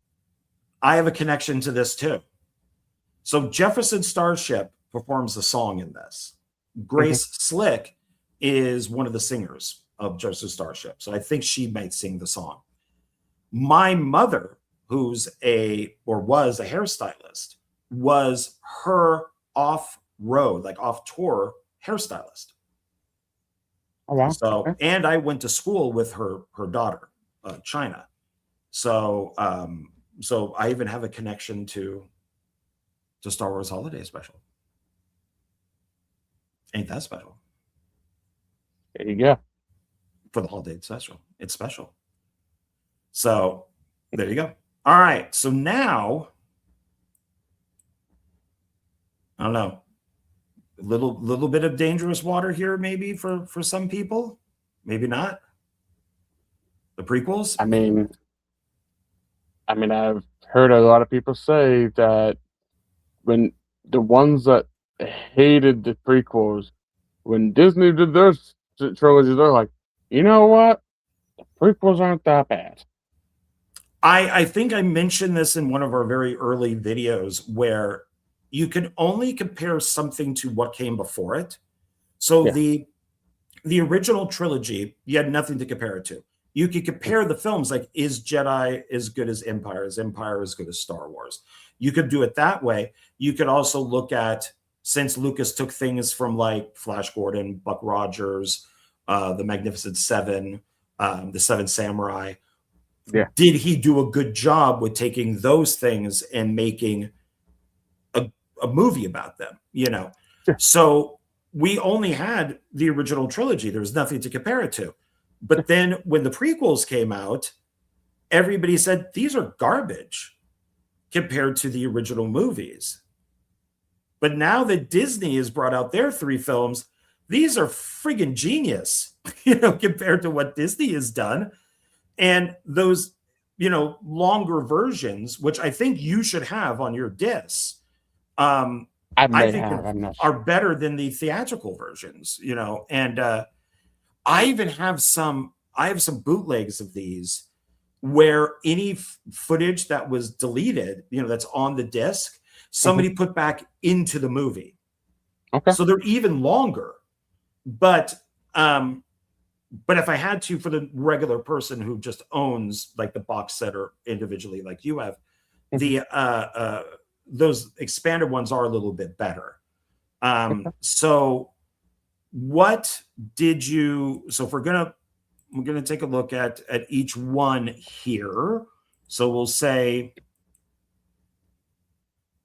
all right, what are your thoughts on this, on episode 1, Phantom Menace?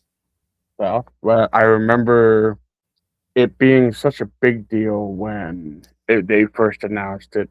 I didn't get a chance to watch any of these in the theater because I was still kind of young at the time. So, and I wasn't that big into movies back then.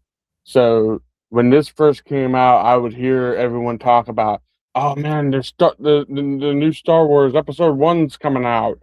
You know, the Phantom Menace, and everyone would talk about Darth Maul, and you know, like basically that's the only real thing I really heard about Episode One was how cool Darth Maul was, how cool the double sided lightsaber was, and I was like, that is pretty cool.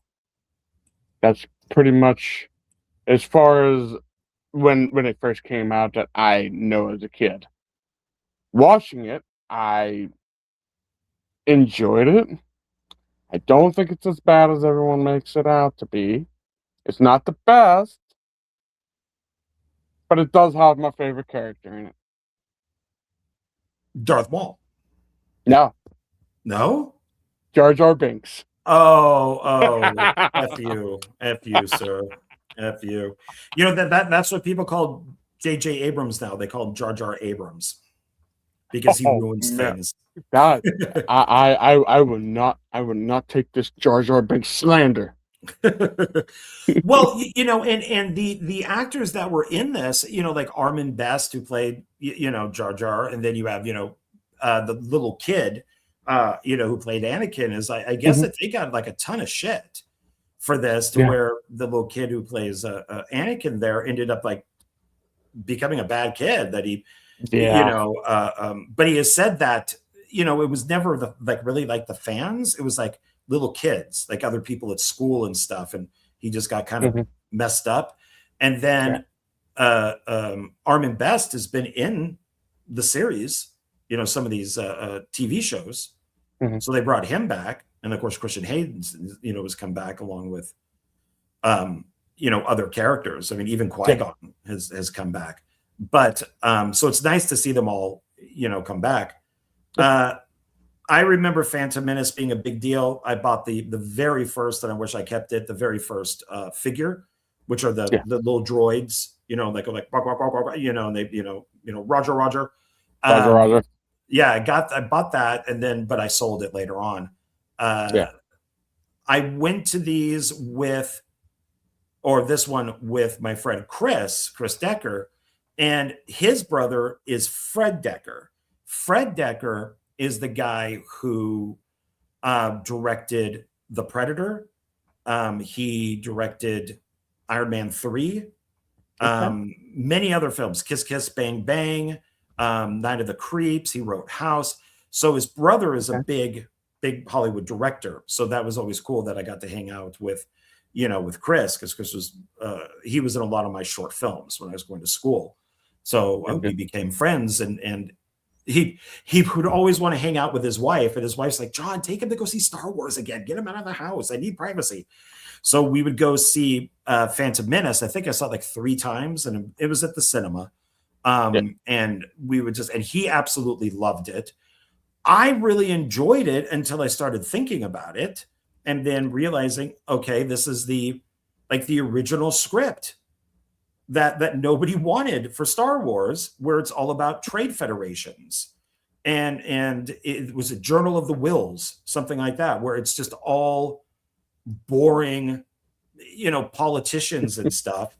And there were just endlessly pointless scenes. And I hated Jar Jar Binks with a passion. And I still do. And you know that. So thank you for bringing him up again. Give me horrible flashbacks. You know what? I would not take this Jar Jar Binks slander, doggone. I won't take it. You will take it, and you'll like it. I will not like it. To be quite honest with you, the only reason I like Jar Jar Binks is because everybody hates him. I need a pay purchase Funko Pop for Jar Jar Binks. I'm gonna have to see if there's one available. So I should have one from each movie, but when I go to Zia Records, I really only see stuff from more of the newer Star Wars. Yeah. But I mean, this wasn't horrible. I mean, I thought that I hate being old. What's his face who plays Obi-Wan in this? Help me out here. What's the actor's name? What's his name? Ewan McGregor. Thank you. That I thought that he did a great Obi-Wan, and he said that he even watched Alec Guinness's footage, and Lucas is like, "Oh no, you don't have to do that." And he's like, "No, I want to get him as close as possible." It's I mean, for the most part, it's okay. I like how Lucas directed it.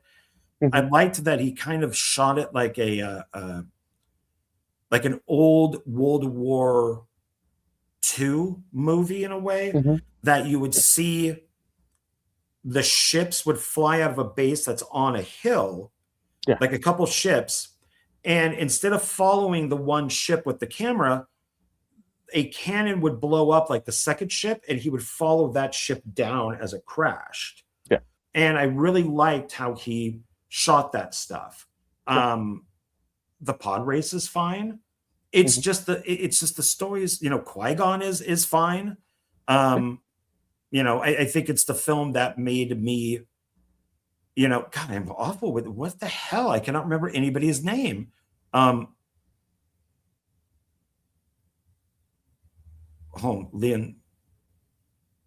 Oh my God. Don't say anything.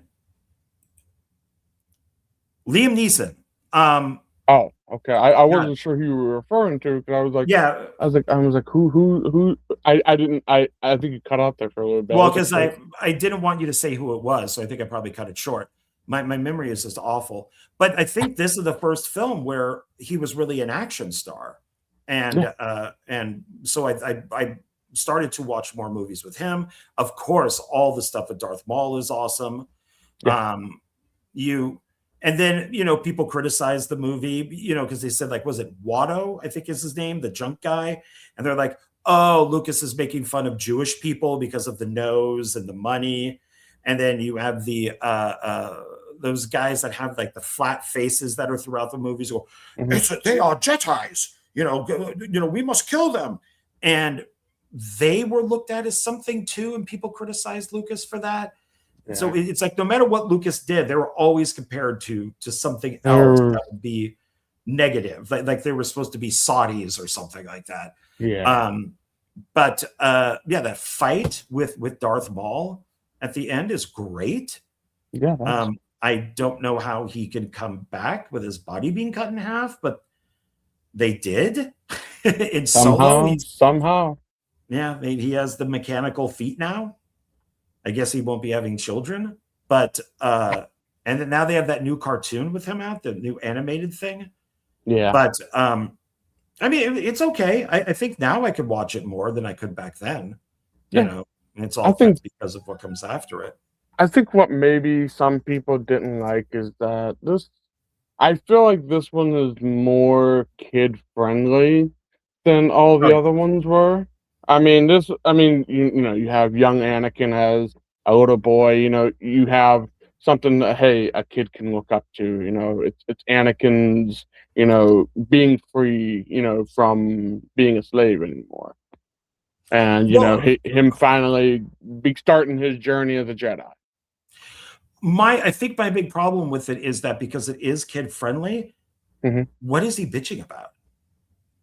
You know, his mom seems perfectly healthy. He seems perfectly healthy. He has a job. He's you know, they must get paid somehow. Mhm. They're the when they go to his home looks good. It's not like Yeah. he lives in a box. Yeah. It's you know, Watto has no problem with him like going to, you know, like going to a race. It's Mhm. like, how are you a slave? How are you, you know, I is think this it's more. I think it's more that you know he can't. He's bound to it because they. What is it? He has like something in him that will blow up if he has like a bomb or something in him. no, Or something. no, Well, yeah, I because mean there's they were saying. metachlorians, which were the dumbest thing ever, but Ah, of course, they have to explain the Force. That's why a lot of people hate the because prequel trilogy.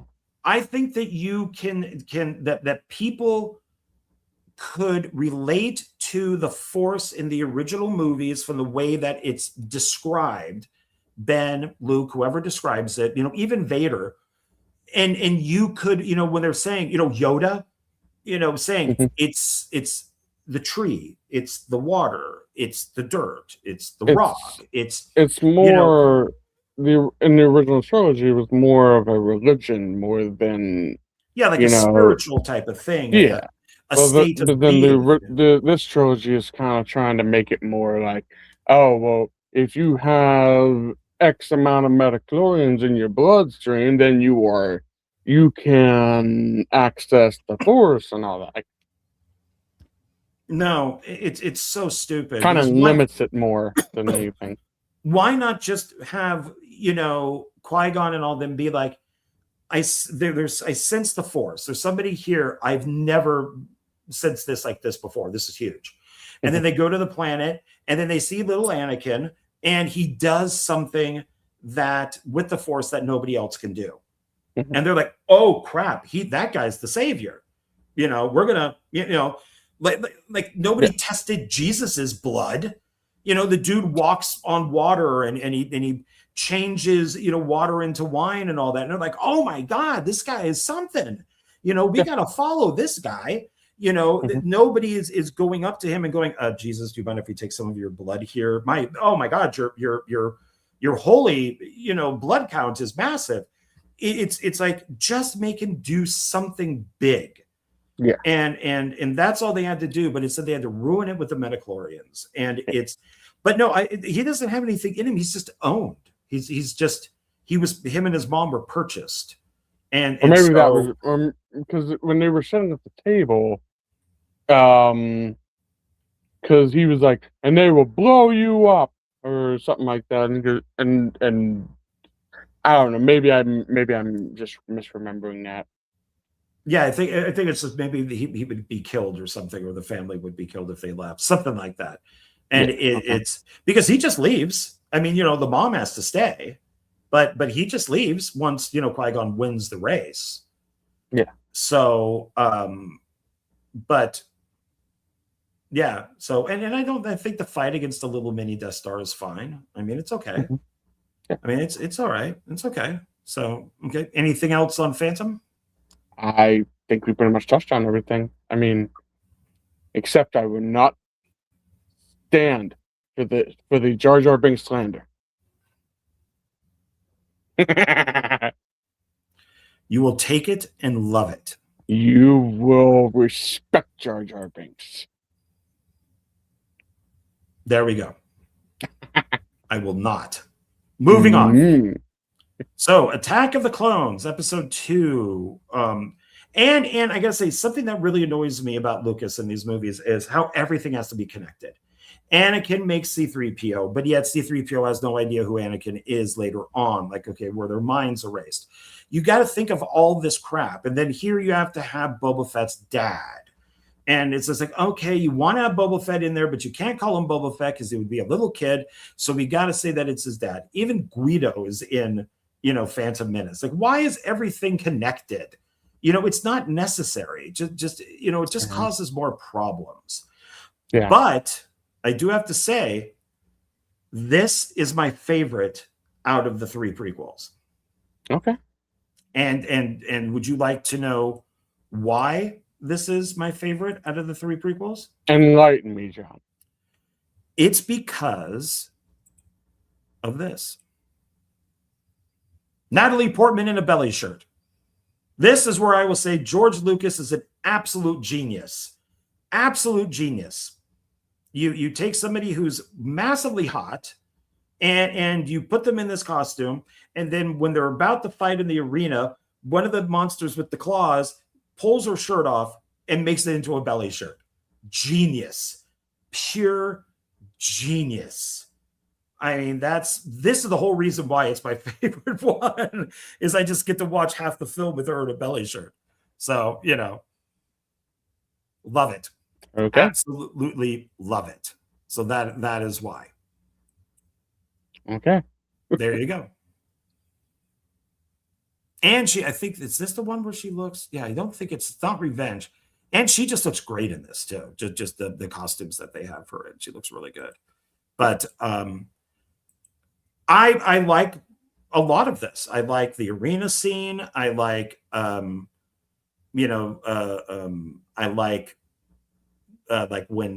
the quest that Obi-Wan goes on. Mm-hmm. I like, and of course we have Christopher Lee. I believe it's his first appearance in this.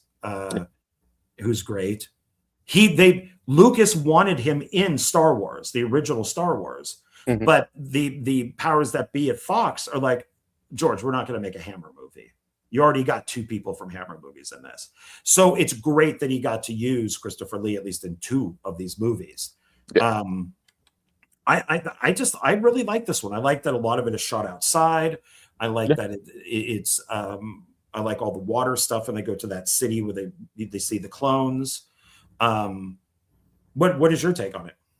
I mean, I like that it kind of opens up the whole Clone Wars animated series. I mean, this is the beginning of it, and then it actually kind of, like, I guess, leads into the Clone Wars show, which I have not seen, by the way. I've seen a few episodes here and there, but I've never seen it from start to finish, so I can't really comment on that. But I like that you don't necessarily need to watch the Clone Wars in order to watch the next movie. Like, unlike what they do today with Marvel and Star Wars now, it's like you have to watch the TV shows in order to understand the next movie. Right. Why? When this is a perfect example of, hey, if you want to know what happens because each movie is a time jump. I mean, it's from Anakin as a kid.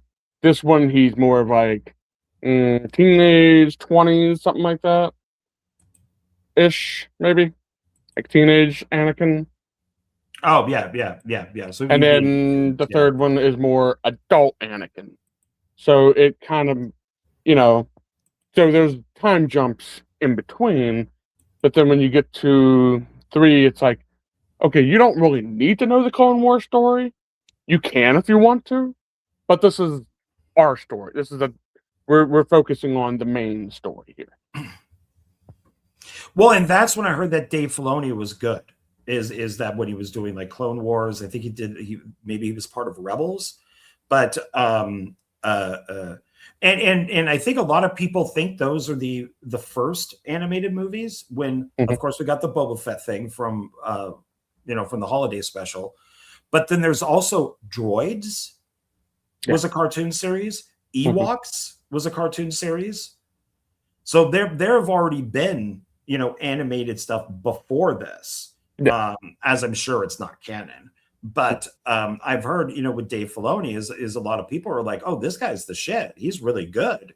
You know, look, he's doing Clone Wars, and then, you know, Kathleen Kennedy, I guess, let him finish Clone Wars because there was only 2 seasons, maybe, and he got to do a third. There was six. There was 6 seasons, and then I think they didn't finish it, so they let them. I guess he had like, I think it was like 8 episodes or something to finish it off or something.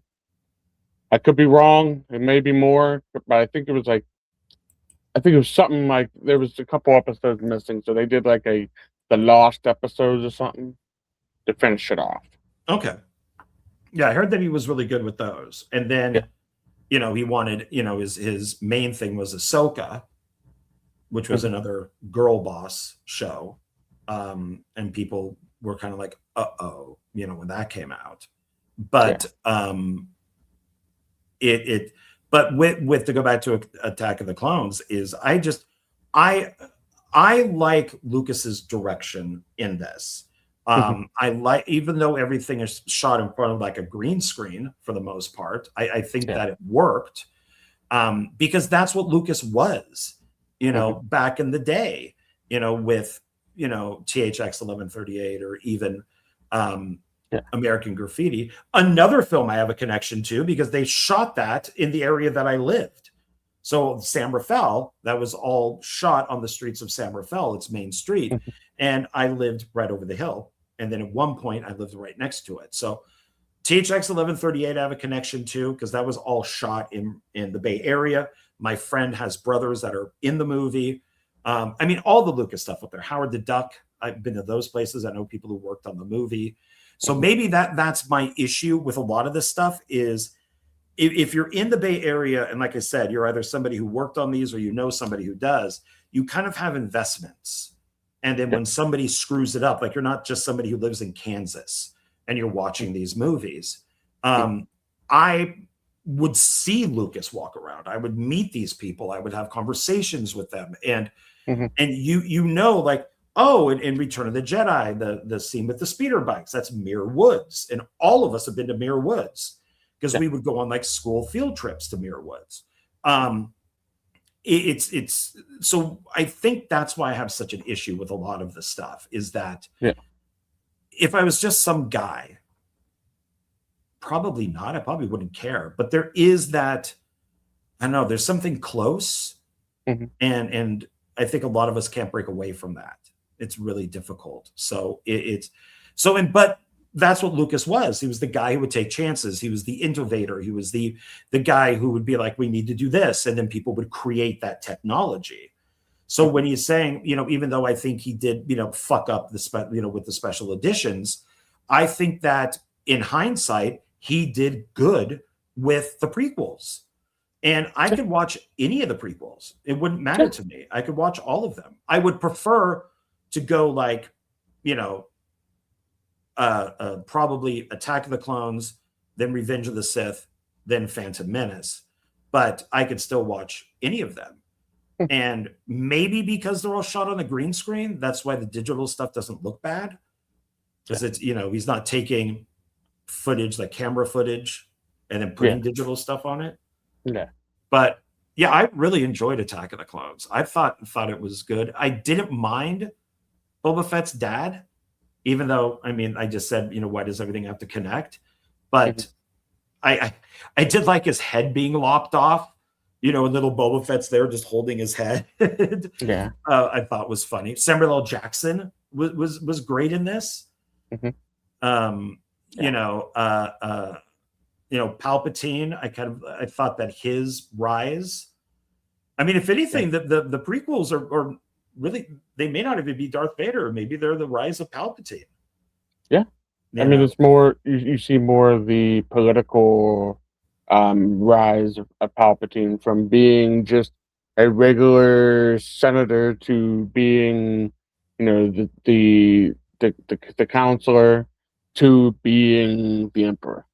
Like you see all of his political moves and stuff. That's what I think I enjoy about these the most. You seeing like the background, how he's manipulating the scenes, how how he became who he is. So Yeah, and isn't this the one where he kills all the sand people? I think this is the one where he goes to get his yes, mom. Yeah, yes, yes. and this is this his mom is raped by sand people, Hmm. and which is very obvious. And then he just goes in and just kills all of them. I Yeah. mean, just wipes them out. And I thought that was pretty awesome. I love the shot of him on the speeder bike as Hmm. he's going to find her. Yeah. I don't really get. I get if you're angry, you're just an angry person. There's just something in you that's always angry. But I didn't fully get why he was angry, just because I'm a slave. But it's like, no, are you really? It's okay. Well, now you're the Jedi is taking you on, and it seems like you got a pretty cool mentor. Hmm. And is life really that bad? Yeah. You're being taught by Obi-Wan. So is it really that bad that you're just this angry guy? Yeah. But I guess some people are just angry. So, but Yeah.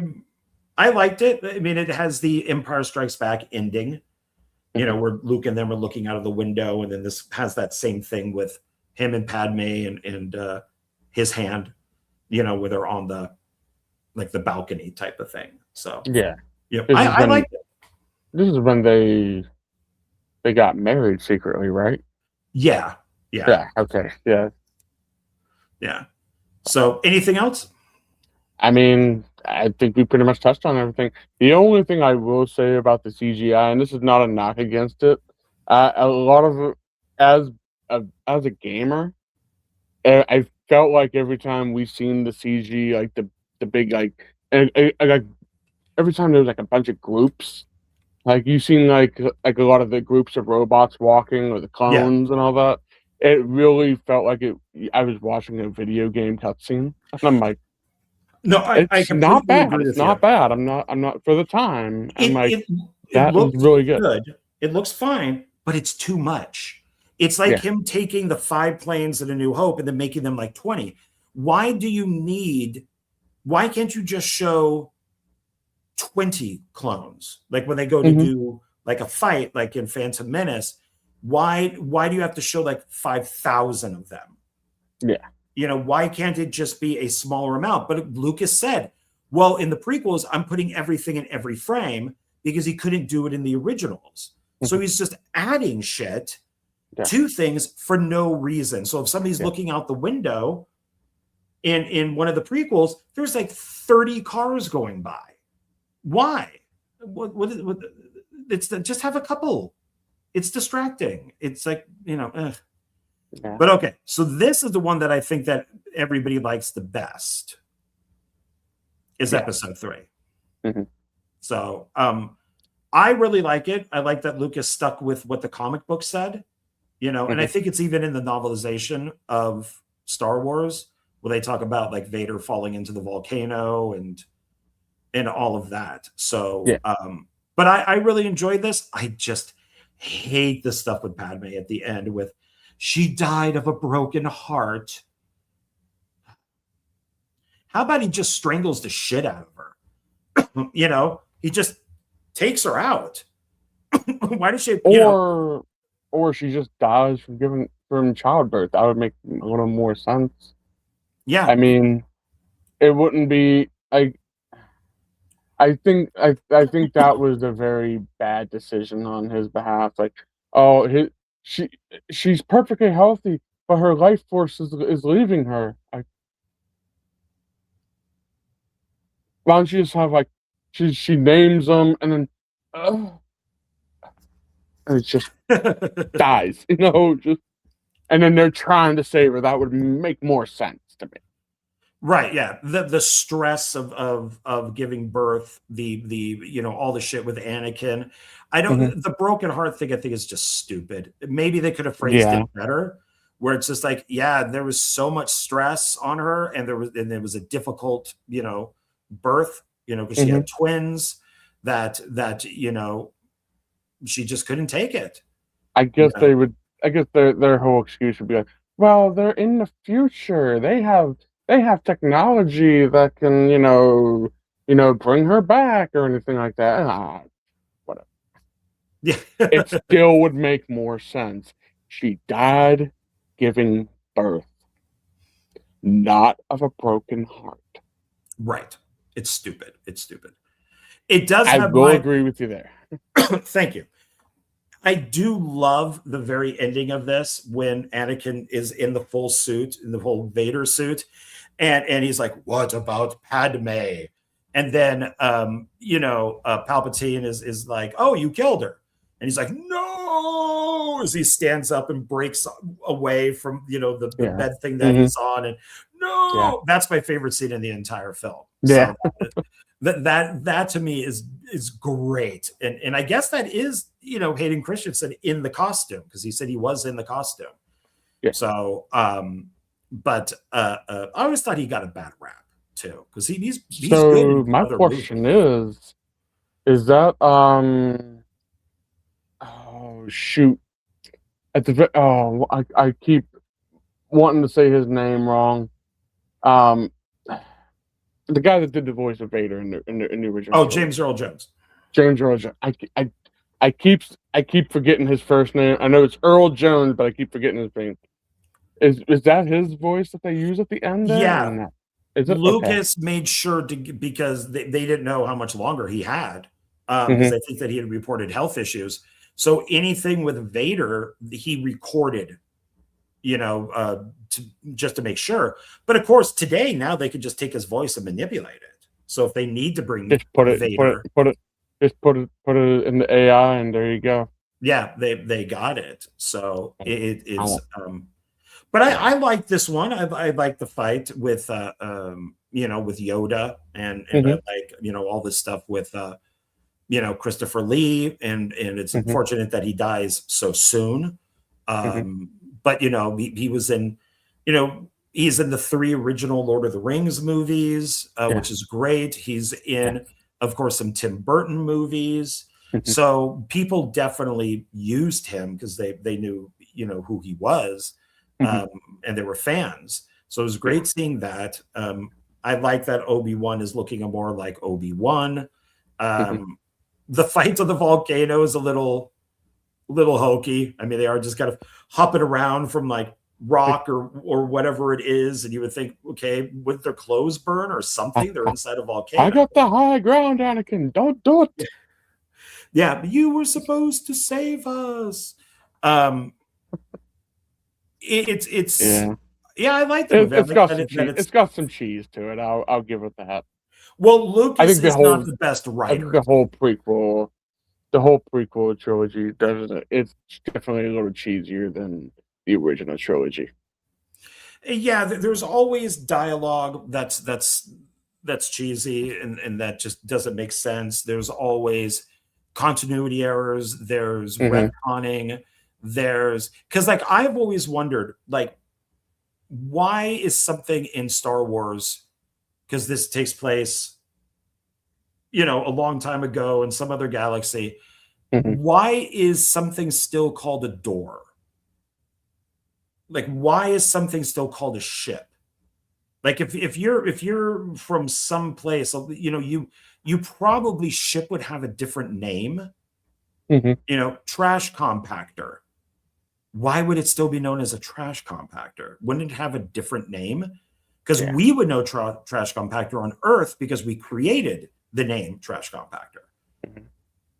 And I know it's something weird to kind of think about, because it's like Darth Vader wears a helmet, but should he call it a helmet? Should it be called like a Gazarlobi or something? Shouldn't it be in its own language? I mean, I'm going to assume this is, like maybe a couple thousand years into our future, so they would know what everything we created is. Because this is a long time ago. Yeah. Oh, okay. Well, maybe. Or are we taking door from them? There you go. There you go. So But I like this one. I like the beginning fight. I think is good. But it's just it's a little all too much with the ships all flying around and stuff. Yeah. It's just Lucas just can't be calm. I I'll be very gone.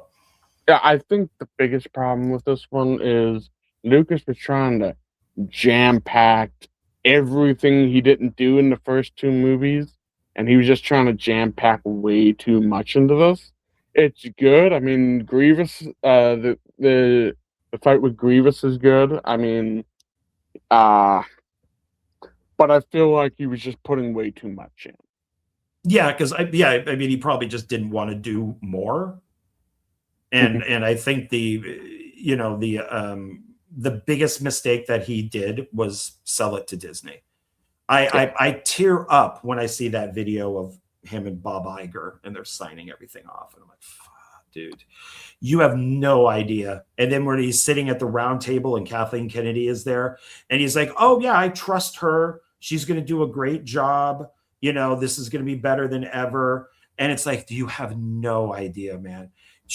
I do believe that Kathleen Kennedy purposely screwed up everything that Lucas did. I believe that this is all on purpose.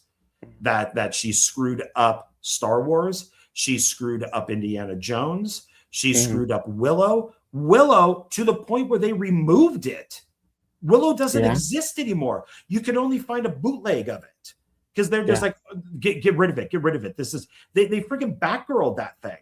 And it was just, and this tells you something, that when you hire directors and fire directors, and your budgets will never make back the amount of money that you spent because you're reshooting and reshooting and reshooting because you don't have a plan. Well, okay, we'll get to those.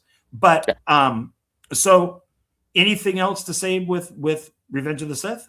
I mean, in my opinion, I think this one is the best out of the trilogy. But I do enjoy the first two as well. I mean, the only thing I don't like is that they did my boy dirty. They did Jar Jar Binks dirty in the last two movies. So before we move on, then, talking about your boy, are you a believer that he was actually a Sith, and that he was purposely? So. I want to think that, because then I like him. It's like, well, that was one of the theories, is that he was playing. He was kind of like, they wanted him to be like, he acted like the fool, but in reality, he was like one of the Sith Lords or whatever.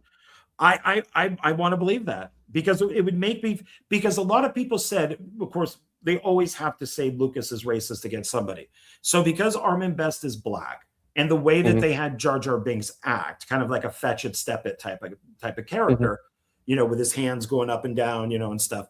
It's so people are saying, oh, well, Lucas is racist against black people. And it's like, well, if you go off the theory that Jar Jar is acting that way, so people think he's stupid, but he's actually a smart Sith Lord, and that he is the cause of Palpatine and the war, and this is all on purpose. I like that idea. I like that he is, like, I could go back and maybe rewatch these looking for that, like, and obviously that's what Lucas intended. But I like that out of all the theories, I think that would make the most sense, that he would play so this way, when Palpatine does take over, he could be like, what's you talking about? I didn't know. What you mean? I'm just dumb. And then, and then when they walk away, it's like, I ain't fucking dumb. I did that on purpose, So that's why they need to bring Jar Jar back and have him in like the black and all that stuff. Oh yeah, I would love to him, and definitely have a scene like, hey, me, Jar Jar Binks, being stupid, and all of a sudden when he turns, you see his eyes turn yellow, and he's like, it's all going to plan. Yeah, I could see that. Like have him sound evil, and like, I think that'd be pretty cool. Yeah, but we may never get that. No, I don't think so, because one, they're not smart enough to do that. Lucasfilm, Disney. All right, here we go. Oh, can we skip this? Can we skip this now? Oh, no. Damn. Unfortunately, no. Okay. All right. Before we move on, do you have those pictures of the books? Oh, I didn't download them. Do you have the books with you? No, I don't. That's why I sent you the pictures. Anyway, Oh, I didn't know I was supposed to download. Hold on. Oh, you're good. You're good. I think I could just grab it We'll right talk there. about we could just talk about them. When these movies came out, 2013, I forget what year the first one came out. I think was it 2014? I'll check. Hold on for 1 sec here. I'm doing the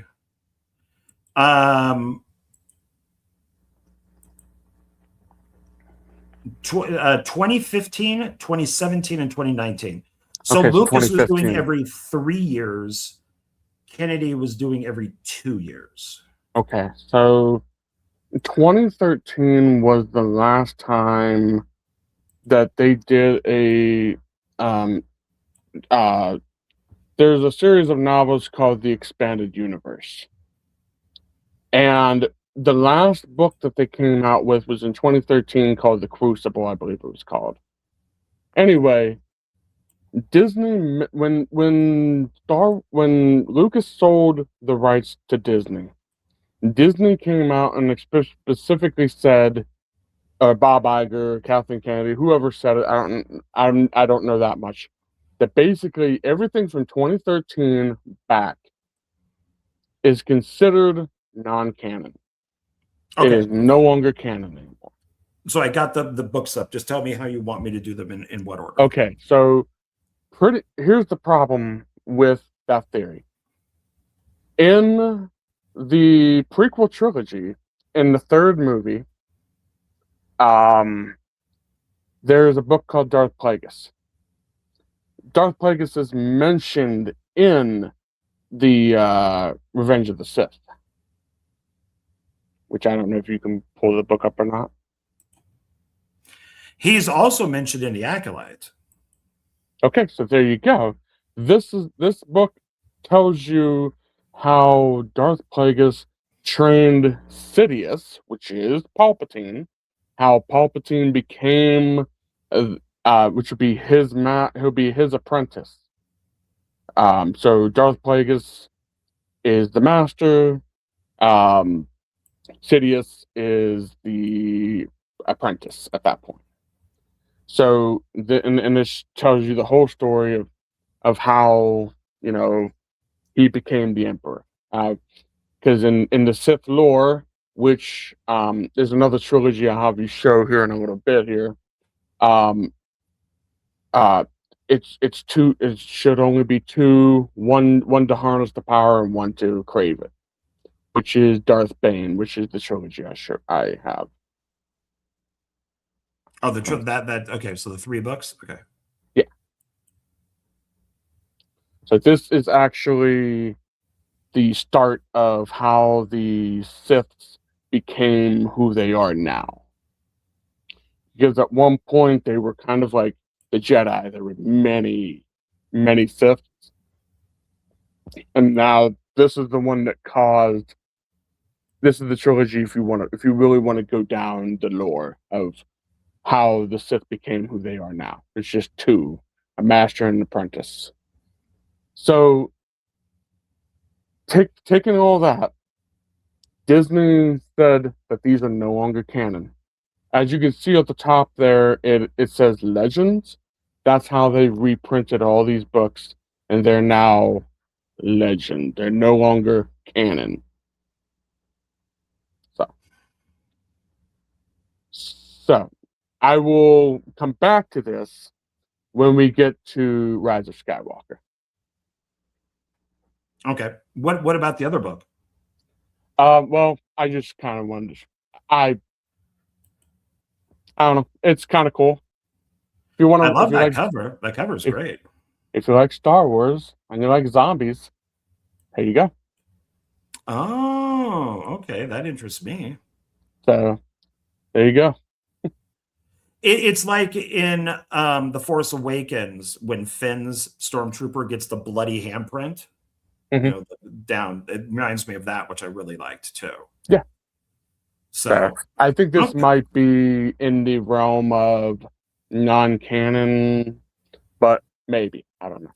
But you know, it's so stupid because Kathleen Kennedy, she was interviewed, and the interviewer goes, "Well, are you going to be using the other books, games, that type of stuff?"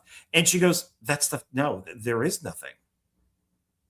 It doesn't. Mhm. There is nothing. We have to make up our own stuff." And people are like, "What the fuck are you talking about? There's Mhm. like decades of books. There's comic books. There's games. There's what are you talking about?" And she Okay, just so no. Don't. this is how I've heard it explained, is um the extended universe. If you wanted to write a book in the extended universe, you had to have gone to George Lucas and you had to present him with the story. And he had to give the okay in order for you to do it. And if he liked the idea, but he said, "Hey, I like this idea, but can you do this with it?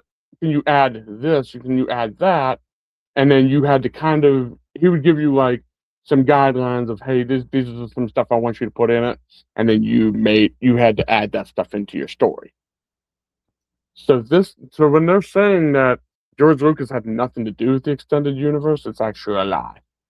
He had a good chunk to do with the extended universe, not the Disney stuff, the original extended universe. So, and like I said, when we get to Rise of Skywalker, I will explain a little bit more in detail why them saying that that stuff is canon is no longer canon is definitely contradicts what they're saying. Well, unless Kathleen Kennedy didn't make herself clear, she made it sound like she had no idea there were books. She had no Right? idea there were games. She had no idea that there were comic books. Nothing. It wasn't, yes, I know they exist, but they're Mm-hmm. not canon anymore because we're going to do our own thing. Yeah, She made it sound like, and maybe she misspoke, these things, I which do is a not know of these possibility. things. I Which just, is a I possibility, had no but idea there was a Star Wars book. No idea. yeah, Which would make absolutely no sense. right. And Especially, you know, with her relationship with Lucas and Spielberg, and yeah, like practically every movie that this chick has worked on has had a novelization. So you have to know that there's yes, books. yeah, exactly. And on top of that, you have to. Another thing is I've heard from a lot of people is that the only thing that was not necessarily canon are the games. The games are kind of like the secondary canon. Like they're pretty much a what if story most of the time. Like for Okay. example, they have a game called Knights of the Old Republic, which is kind of like 1,000 years before the prequels, and it's kind of like That's the you acolyte. get to what's that? That would be the acolyte. No, the Acolyte does not exist. I mean, it does exist, unfortunately, but this You is don't want more. to watch a show about space witch lesbians? That's what the show's about. No, I will pass. I will politely pass. Fuck no. I won't be politely. Maybe someday if I find it on DVD for cheap or something I or do Blu-ray. want to watch it because I've heard it's so bad. I do want to see it. And for some reason, I like to torture myself. But Yeah, speaking of torturing, here we go. The Force Awakens. there we go. So I like the trailer, especially the teaser when we see Finn's stormtrooper pop up. Mhm. And he takes the helmet off and he looks around and he runs. And it's like, oh shit, a black stormtrooper, because we know them as clones. So like, well, that's interesting. I thought the trailer looked really good. Yeah. Force Awakens is fine. It's okay. But it is the worst of J.J. Abrams. He can't do something original. So when J.J. Abrams and Alex Kurtzman worked on Mission Impossible 3, they were still young. They were still, hungry. J.J. Abrams only did Alias. Tom Cruise liked Alias, so said, hey, well, can you come and direct Mission Impossible 3? Kurtzman even went to go do The Mummy with Tom Cruise. So he had, and then J.J. Abrams produced like 3 more Mission Impossible films. So Cruise obviously saw something in them to bring him into kind of his camp. But now they're awful. Star Trek is awful, both TV shows and movies. And the reboot of Star Trek, it's just Star Trek. It's just them remaking shit, especially Into Darkness, which is just the remake of Khan, Wrath of Khan. Yeah. And it's like, dude, can you do anything original? And Force Awakens is just A New Hope with some of Empire thrown in. That's all it is. And I think I've come to like it. I mean, I think I liked it when I first saw it, and I even went, oh, well, that's smart. They changed our main character to a woman. Oh, okay, this will get a whole new audience. Man, was I wrong about that. Rey is the worst character ever in film history. Is the worst character ever. Yeah. And she is a Mary Sue. She's an extension of Kathleen Kennedy. She is perfect. She's wonderful. She's great. She's better than everybody around her. No. I just don't like any of this. I hate that they did not have one scene with all of the original characters in it because Kathleen Kennedy hates them. I am convinced that Kathleen Kennedy hates everything that Lucas did. Yeah. And Spielberg because of Indiana Jones. So in the same way that I am convinced that James Gunn hates comic books because he wouldn't be doing the shit that he does if he loved comic books. Yeah. So I think, or he has like a love-hate relationship with them. I think J.J. Abrams doesn't like this stuff either, even though he was supposed to be the next Spielberg. I don't think that he likes this stuff because it's all the same. Yeah. And doing diversity and all that stuff in these movies is fine because it's a different time, a different place.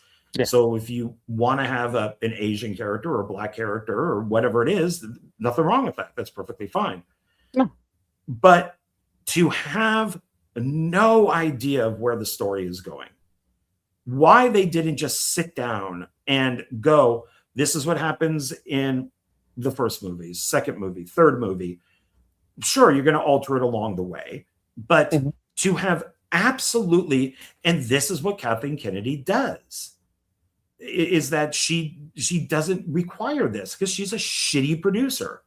Yeah. And she should have been fired and blacklisted from Hollywood a long time ago. Yeah. It's watchable. It's fine. But and I understand why it made over $2 billion is because it was the first Star Wars in shit, like what, 20 years or something? Something like that, yeah. Yeah. So, what's your thought on it? I mean, I was excited when they revealed the trailer of this. And I was excited to go see it. And I went to the theaters and I enjoyed the first time I seen it. Out of the 3, I think this one, if I have to pick a favorite out of the 3, this one's my favorite. It has its problems. Yeah. It has its problems. But again, when J.J. Abrams kind of has it set up one way, the next director, Rian Johnson, has another vision. it's kind of like, Well, and then J.J. Abrams, they should have sat down and said, okay, hey, listen, we're going to have the story goes. We need these are the plot points. Okay, we need Rey to meet up with Luke. We need her to train under Luke, and figure out where we go from there, and then somehow her and Kylo Ren fight, and then Snoke, if he planned Snoke to be the big bad guy, him fight them team up to fight Snoke, and then end the trilogy. Obviously, that didn't happen. No. And instead, J.J. Abrams had to then go back and fix everything in Rise. So yeah, he does set it up as derivative as this is. He does set up, what is going on with Kylo Ren, who are Rey's parents. This whole thing with like Luke's saber, he does the whole stupid mystery box thing that I friggin' hate, where he introduces a bunch of questions and then they never get answered.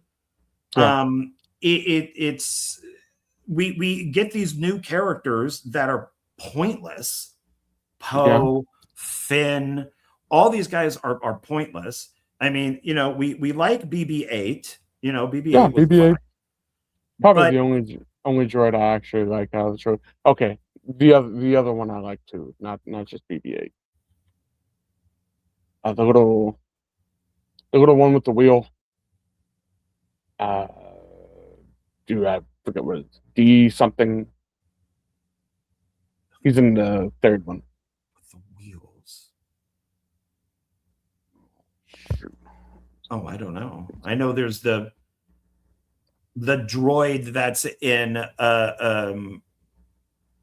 what is it? Is it Rogue One that wants to fuck the captain, or the captain's fucking the droid, and it's Phoebe Waller-Bridge, who's one of the worst things ever. The feminist robot.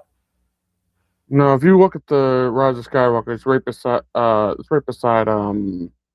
R2-D2.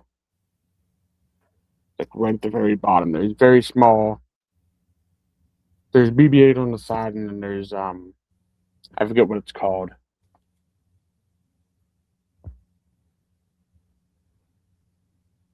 Oh, the one with like the eye, like the wheel, and it has like an eye. Yeah, like a cone eye. Mm-hmm. Oh, okay. God, I completely forgot about that. Okay, yeah. That's like the only droid I liked in this. Him and BB-8. Those are the only two I liked. Okay, I can't say anything because I completely forgot about him. This is, I mean, it's well made. It looks good. It's at first I still didn't mind that it's a female, because it's like, okay, so Lucas had Luke and then he had Anakin. Okay, so let's do Rey, who, if you want to, maybe she should have been a Skywalker the entire time to continue with the Skywalker story instead of her stealing his name. But as we know, and as you pointed out too, that they had no idea where they were going. So it's and Kylo Ren to me just came off as a whiny Gen Z, emo, wannabe Darth Vader. But then I did come to like him later, especially when he puts the mask back together and it's got like the red lines in it. I thought looked really good. This is, Harrison Ford was there for, I don't know, he was going through his I don't know, maybe his like I'm blanking on the word I want to use, but it's like going to, like, he's going to the past. It's not Renaissance. He like, because he was in like the sequel to Blade Runner. Like he was kind of going back to that time period again. So he was fine. But like what Kathleen Kennedy does to all men, she makes them miserable. She makes them unhappy. She brings them down. Indiana Jones is alone and he's just sleeping in his apartment. His kid died in Vietnam. He's divorced. I mean, was it Vietnam? Because no, his kid died in World War II. I think it is World War II, or one of the wars. I forget what time period this is supposed to take place in. Because if Crystal Skull was the 40s, no, it was the 50s. This was the 60s. Maybe it was Vietnam. I don't remember. The new one sucked. It's something. Yeah, but yeah, it's some war. And he's miserable, and he's the cranky old man who yells at clouds. And she does the same thing with Han Solo in this. Like, none of the men are treated with any respect because Kathleen Kennedy hates men. And it's done through the whole thing. Even with Poe, I think it's in The Last Jedi, when he goes up to the chick with blue hair. Of course she has blue hair. You know, she might as well have a nose ring. All she does is make him feel like shit. She just tells him like what a less of a person he is. And that's what she does with all these. All the women are built up. The men are brought down. Yeah. And that seems to be her thing. Yeah. But are we done with Force Awakens? Yeah, we can move on. Okay. But I don't know how much J.J. Abrams and her politically match, but Rian Johnson and her match 100%. So, for the record, yes, I do not hate Rian Johnson. I think he's a great director, and with everything else except this movie, I loved his first. I think his first feature film was called Brick, which was really good. Brick is good. Looper was good. Good. What's the one? Knives Out. I really enjoyed Knives Out. I haven't seen anything past Knives Out. I don't know what other movies he's done. I think 2 other Knives Out movies. I think that I know he did like a Netflix version for Knives Out, a T4 or something like that. Maybe a third one. I'm not sure, but anyway. From what I've seen, most his other movies great. This one, however, again, J.J. Abrams kind of sets up, you know, when she sees Luke's lightsaber, she says she feels like it's calling out to her. If we know the information from the third one, which you've already said, if she's a Palpatine, why is his mortal enemies calling out to his daughter? Explain that to me. I can't. There's a lot of this stuff that cannot because I think, in my opinion, I think J.J. Abrams was trying to set it up that Rey was Luke's daughter, which would have made a whole lot more sense. And then, Ben's Ren, which I think was Ben Solo. Yeah, is his right name. Yeah. Basically, it was going to be her trying to get him back from the dark side back to, the Jedi way. Which, by the way, has been done in the extended universe.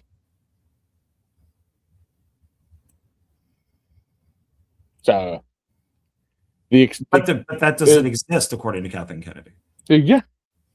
But if it doesn't exist, and she supposedly doesn't know about this, then why are they stealing stories from the extended universe? Okay, so Lucas said that with his outlines, that they just threw them away. But in Rise, you see Kylo Ren, he picks up that triangle thing that's glowing, that sends him. That's in Lucas's outline. Yeah. And that is also, they even use the same name. So the triangle is from the extended universe as well. When I was in the theater, when I was watching Rise of Skywalker, we'll get to that later. Yeah, it's none of this is for Rian Johnson. And then I really hate, like, James Mangold is a great director, and he directed Indiana Jones, the Dial of Destiny.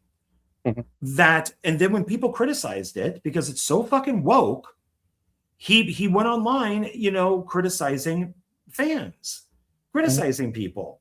It's like, dude, no, man, you're a really good director. I mean, you made some great movies. People just don't like this because it's so freaking woke. There's a reason why Spielberg didn't come back.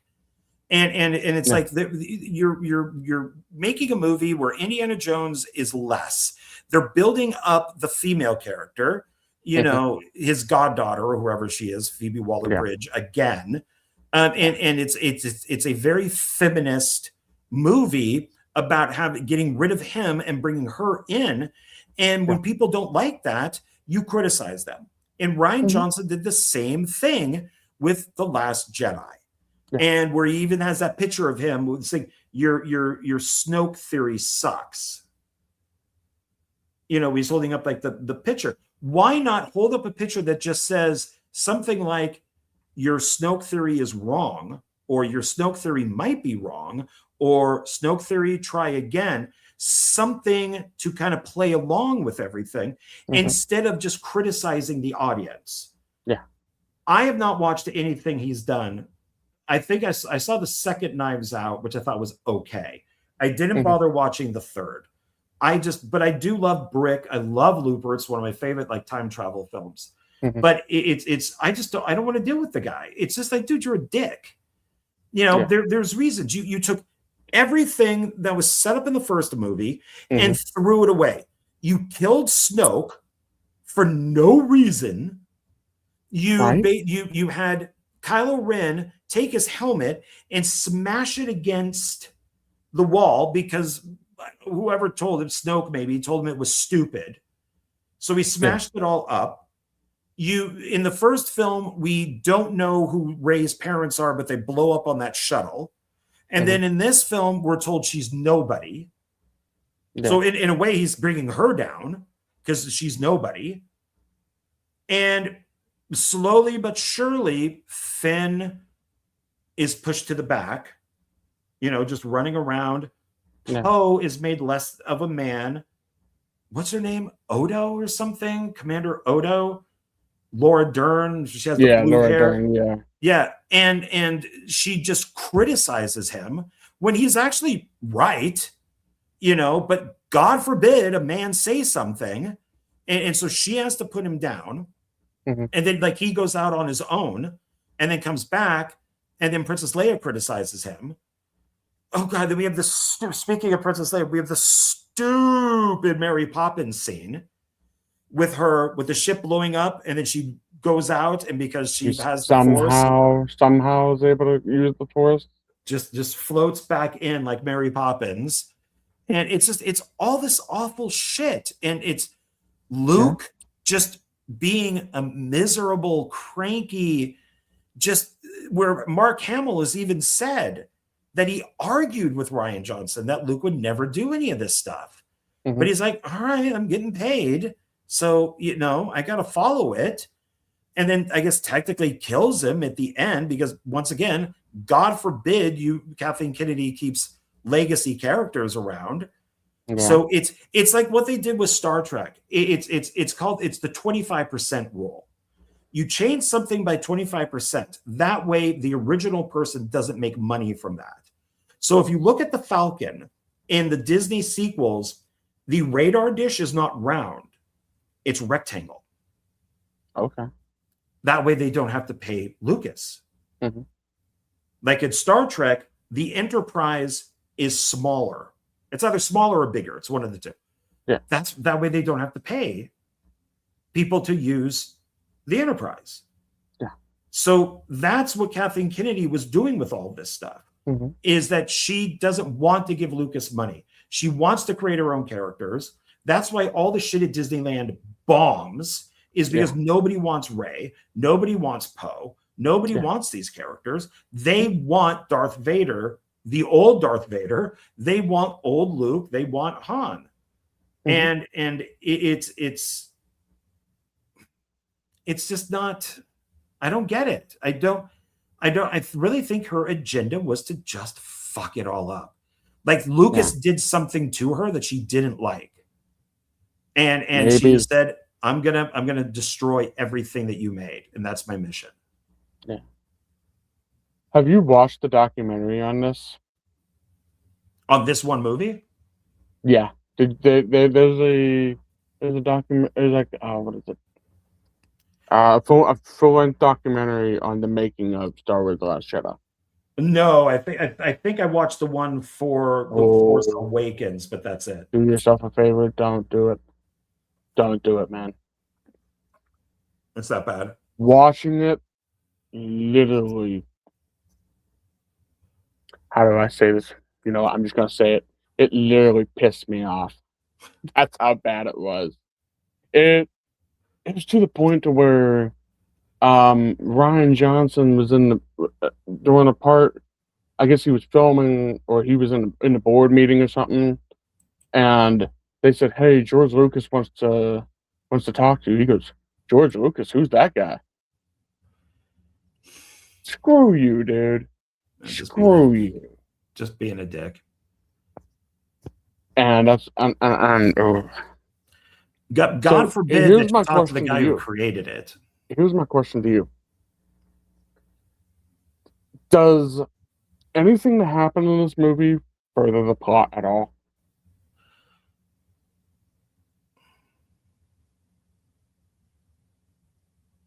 I don't really think so. It's just like a series of events. Exactly. You know, Finn and Rose go down to the gambling planet. We have the rest. We have the other. Then they go to the planet, and there's like the quicksand in the sand, and they fall through, and they find the monster under like the snake thing under there. They go to the village that's celebrating, and that's where they make Lando. I mean, I guess it does. I mean, it kind of has to, but I can't think of anything that's significant enough. Oh, no. Lando's in Rise. So yeah, I was going to say, I don't think. Yeah, Lando's in Rise. I'm getting them. Yeah. They're so poorly done that they're blending in together for me. Yeah, I think that The Force Awakens furthers it. But then when you get to Last Jedi, it stalls it and almost tries to reboot it and do the exact opposite. This is how I explained it to people. J.J. Abrams had the story going this way. Ryan Johnson takes the story, goes the whole way out here somewhere. Then in Rise of Skywalker, J.J. Abrams kind of has to try to pull it from out here and try to get it back on top, but it's never going to get back to the original line. Right. Okay, well, let's move to that one. I will say, though, Last Jedi visually is beautiful. Yes. It is a gorgeous looking movie. It's got a good soundtrack. Anything that I'm saying really has nothing to do with the actors. The actors are fine. They just got screwed. And of course, you know, Carrie Fisher dying didn't help anything.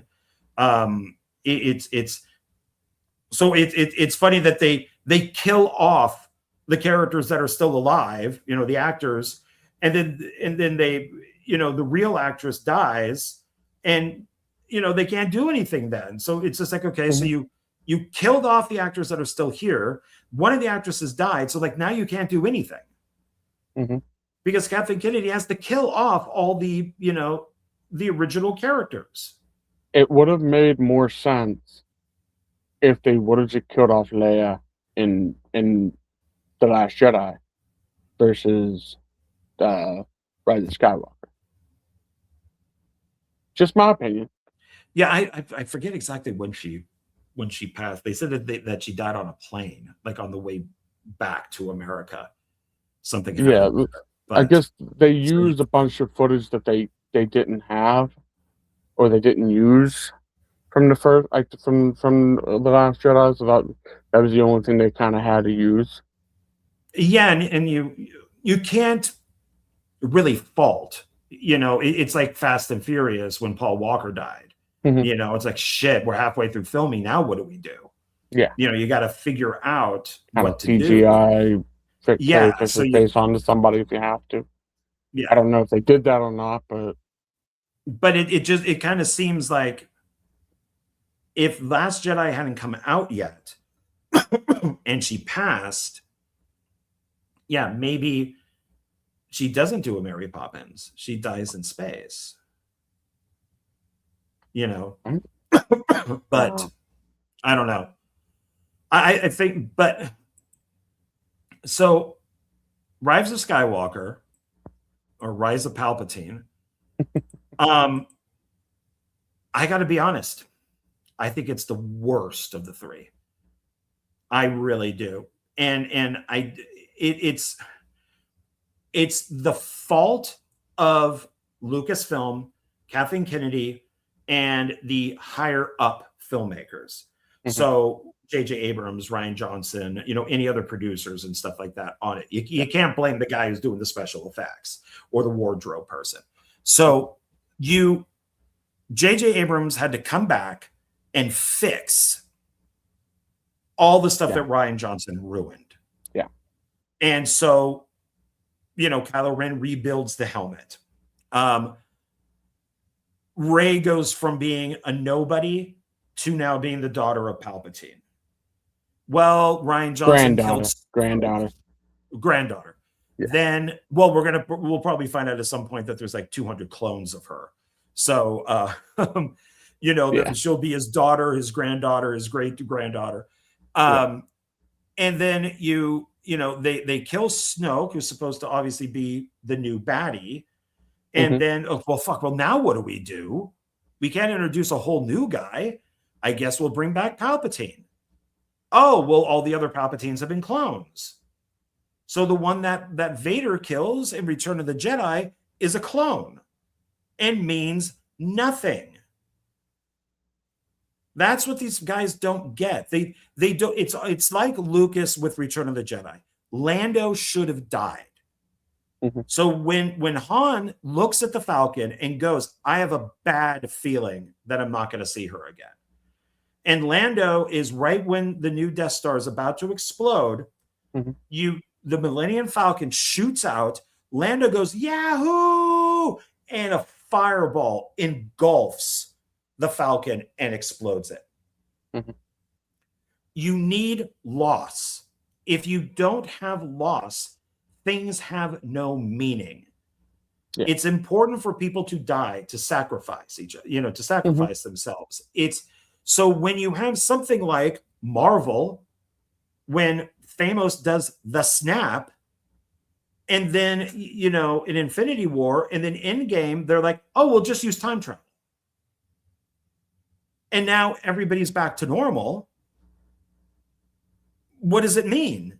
It doesn't mean much. But it's good that they killed Tony, because then at least that is the sacrifice, because he snapped his fingers and it was too much. And then we have, you know, Captain America is now all old. So they did a couple things right. But overall, when you just use time travel or a multiverse or something, and nobody dies except for maybe one or two people, it doesn't mean a lot. So in this, it's like nobody really died. I mean, Obi-Wan died. Vader died. So Han, Luke, and Leia died. So Han dies. Of course, these are all the original characters. Luke dies. Lando's alive. Kylo Ren dies. Because they could do that weird force healing thing now that was never ever brought up. But it's like, from what I understand, force healing is actually a Sith trait. So it kind of makes sense that she. But then again, you got to remember, okay, it doesn't really matter who she's related to at that point, because, you know, Anakin, you know, was a Jedi at first, and then he turned into a Sith. So does that mean that, he doesn't have that, all the Sith powers that he had, does that mean he can't have it because he wasn't related to somebody that was a Sith at one point? I think I don't that know. See, theory kind of I don't read any of the books. I don't read any of the comic books. I don't play any of the games. So when people come up to me, and you could be one of those people because you have, who sit there and go, oh, it's in the books or it's in the game. Mhm. I don't care. It means nothing to me because you shouldn't have to base everything off of that. You should be able to watch Well, all the movies and understand. There shouldn't be somebody in the audience going, okay, everybody, see, in this scene, this is in book 12 of the Dionysus story, where somebody goes to an island and does this, just like, like you mentioned with like Marvel.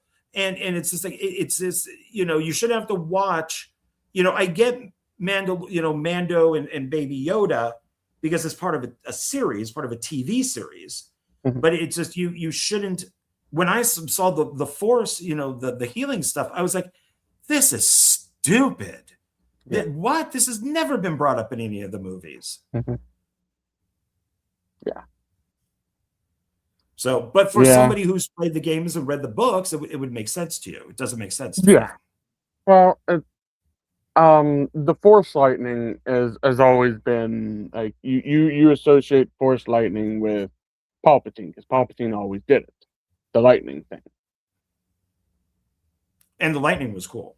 I like Yeah. the lightning. So it kind of like, and again, when I was watching this in the theaters, as I was going to mention before, but I stopped myself. When Kylo Ren's on the ship, he's trying to find, I'm assuming it's Mustafar or whatever he was going to find, or wherever he was trying to find the planet that he was looking for. That little pyramid thing, that's in the expanded universe. Also, when you see the scene where Rey is kind of battling with the dark side, again, in the extended universe, that's also, it's just they just have different names in the extended universe. I think it's Jaden Skywalker and Ben Solo. Ben is a Sith Lord. Jaden which would be Rey at this point. Is the Jedi, but she turns to the dark side, but Ben turns to the light and basically has to battle her. So they did change it up for this, but it's pretty much the same concept they were taken from. But So remember, it doesn't exist. So because Kathleen Kennedy says it doesn't exist, then I don't have anything to read to understand what's going on. I got like Kevin Feige, when he hires writers, he says, I don't want you to read the comic books. For a while, that made me very mad because why wouldn't you want to know the source material? But then I get it. After rewatching a bunch of stuff, I get it because the movies have nothing to do with the comic books. Yeah. Sometimes a white person is black, sometimes a man is a woman. The costumes don't look the same. The powers are different. The stories are different. Secret Wars is going to be nothing like the comic books. Nothing. Yeah. And so I get, okay, you don't want then somebody in a writing room going, hey, but if Captain America does this in the comic book, he did this. And Feige's gonna be like, fuck, man, I told you, don't read the comic book because we're doing our own thing. So if Kathleen Kennedy doesn't want these things to exist, then maybe don't add them to the movies. Right. For then you to know what it is. I don't know what it is. And according to her, these things don't exist because Kevin Feige never said the comic books don't exist. He's just like, don't read them. Yeah. Kennedy, unless, like I said, unless she misspoke, says these things, she doesn't know of any of this stuff. So maybe she was just being, I don't know, funny or whatever.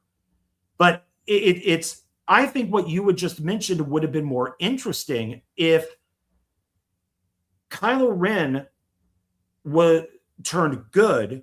Rey turned evil. Kylo Ren kills her granddad, and then she has to fight Kylo Ren. Kylo Ren dies, like he does in the film, and then she has this weird, like, am I good? Am I bad? Yeah. You know, it's a conflict where it's where Luke was always good, Anakin was always bad, and and Kylo Ren, I don't know where he falls. Maybe he's just like a whiny emo Gen Zer. He's kind he's kind of like Anakin a little bit. Like he's kind of like he's wrestling with his demons at that point. You know, he's like, okay, I want to do good, but then I want to do bad. But you know, then he starts getting more drawn toward the dark side. Yeah, and then she just kind of like struggles with it or whatever it is, and it's like, I don't believe in Last Jedi that Luke would ever try to kill his nephew. I don't think that would happen. I really don't. I don't like that he's a monk living on this island. I don't like that he would throw a lightsaber away. It's all awful. And then, you know, with Rey just seems so perfect in everything. All the stupid stuff in this, like that knife that she finds, and she goes to the Death Star that exploded. Why would there be pieces of it? It exploded.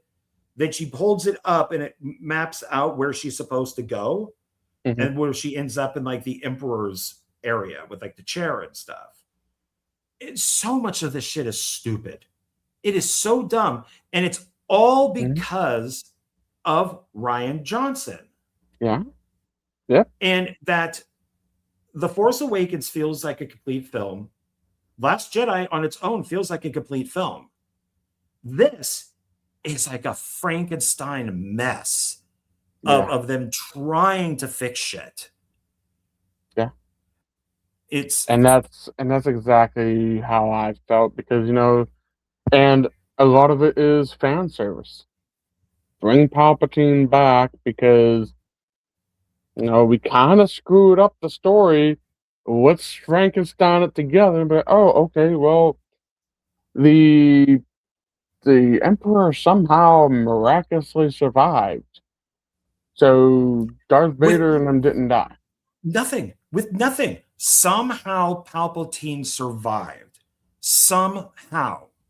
And we don't even get that explained to us either. No, in the movie. It's just like, if they would have like maybe took the scene from like the Return of the Jedi as he's falling, and then add him falling, but somehow when he hits the bottom, he uses the Force to soften his fall, and he gets up and he walks out, and, you know, he gets in a ship and rides away.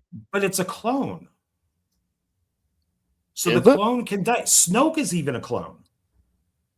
Yeah. The camera goes past the big tubes, and there's like a bunch of Snokes in it. That's the Palpatine that we see in Rise is the Palpatine. Yeah. The guy. Because he's completely damaged. He's missing fingers and stuff like that. Yeah. So you see him take the damage from the fall that when he fell down the electric thing. Or you think he's supposed to be? You think? Because I mean, people are saying that the Emperor that we've always known is a clone. I mean, it's possible. I don't know. I mean, what you're saying makes sense. I never thought about that. That would be.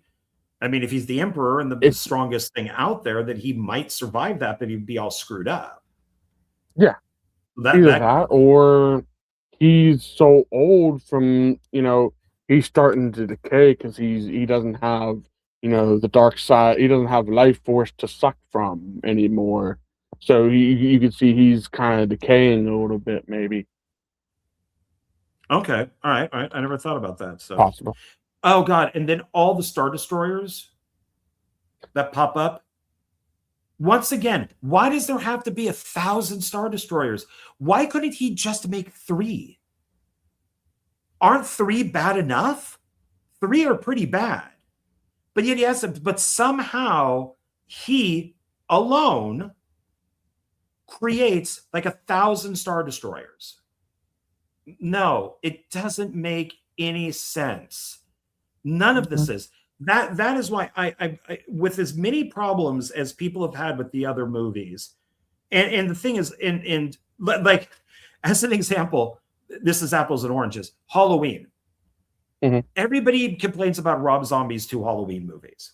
You know, no, go back and yell at John Carpenter. He's the one who made Laurie and Michael brother and sister. This is John Carpenter's fault. It's not Rob Zombie's fault. He's just going off of what John Carpenter already set up. So people are, they criticize him, and it's like, you shouldn't do that. And it's like, okay, well, with Lucas, continuity errors, whatever it might be, bad dialogue, things like that, stuff doesn't make sense. The original trilogy is still solid. It is a solid series. The originals, not the special editions. Then the prequels, I think, are, even with everything has to connect, are solid. They're good prequels. I think that you could watch the prequels first, then even watch Rogue One, because you got that great scene with Vader just killing everybody, who, by the way, I just watched something on Rogue One. That was the editor's idea. So the thing with Vader at the end, going from the Star Destroyer to Leia's ship, was the editor. It wasn't the director's idea. It wasn't Kathleen Kennedy's idea. It wasn't like the writer's idea. It was the editor's idea. It goes, we need to do something to bridge these movies. I have this idea. And it's kind of like Rogue One, when Lucas, way back when, was going to do the TV show. He was one of the effects artists. One of the writers of Rogue One pitched Lucas the idea for Rogue One. And Lucas said, we're going to do it. But then the writer said, no, maybe we shouldn't, who's the effects guy, because it doesn't really match with what Lucas wanted to do with the TV show. But then when Kennedy took over, she liked the idea and made Rogue One. So I'll give her credit for that, because that did make over $1 billion. And it's the best thing that she's done. But it really sounds like it's a combination of a bunch of people doing it. So why wasn't that type of thing done on the rest of these movies? Why wasn't the writer, the director, the producer, the actors, why aren't they all involved in trying to make the best 3 films that they can, so then people can watch the prequels, then the originals, and then go into the sequel, the Disney sequels? It doesn't, none of this makes sense to me. It's just, it really is just a giant clusterfuck of a trilogy. And it's the worst Pretty much. out of all of them.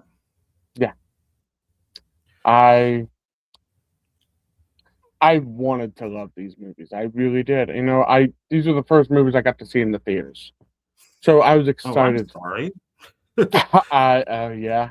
Unfortunately, I never got to see the original sections in the theater. So I probably could have seen at least the third movie, Revenge of the Sith, in theaters, but I just didn't have an interest back then, because I really wasn't into movies back then. But these are the first ones I've seen in theaters, and I'm like, I watched The Last Jedi, and I was like, it's just something off about that. Especially when Luke dies at the end of Last Jedi, I'm like, that was really stupid. He force projects himself across, but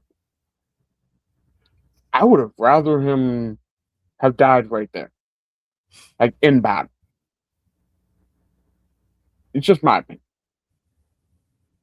But, or better yet, have Luke have Leia die in the first one. Okay. Oh shoot, Leia's dead. Leia got blown up and went into space and died. That would have gave Luke, more of like a, ooh, they killed my sister. Now I'm gonna go F them up. But they didn't do that.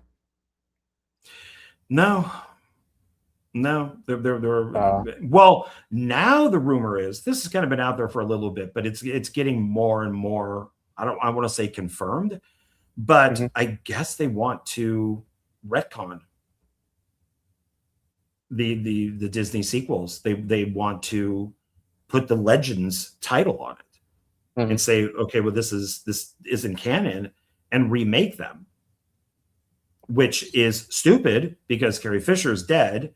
Harrison Ford ain't coming back. No. I mean, he's wanted Han Solo to die since Empire Strikes Back. Yeah. And he's not coming back. I mean, I wonder with how messed up, these timelines are, if when they're, in Rise of Skywalker, if they're like, Harrison, we want you to come back and just do some like Force Ghost stuff to talk to your son. And he's like, yeah, I'll do it for like 10 million. Or if that was, because there's no way that was part of the plan if they had no idea where this was going. Right. So it's like, and Mark Hamill, I don't think would come back. I think Mark Hamill was kind of burnt too much from Rian Johnson.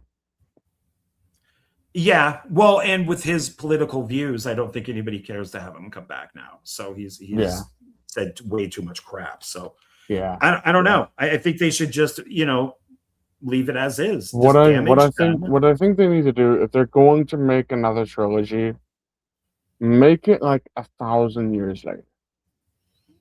Brand new characters, brand new everything.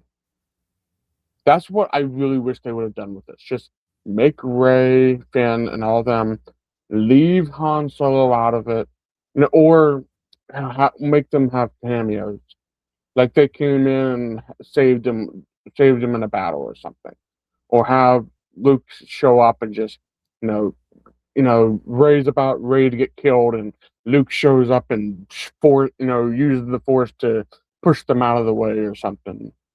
That's what I would have loved to see, but I had to crap on the legacy characters stuff. Yeah.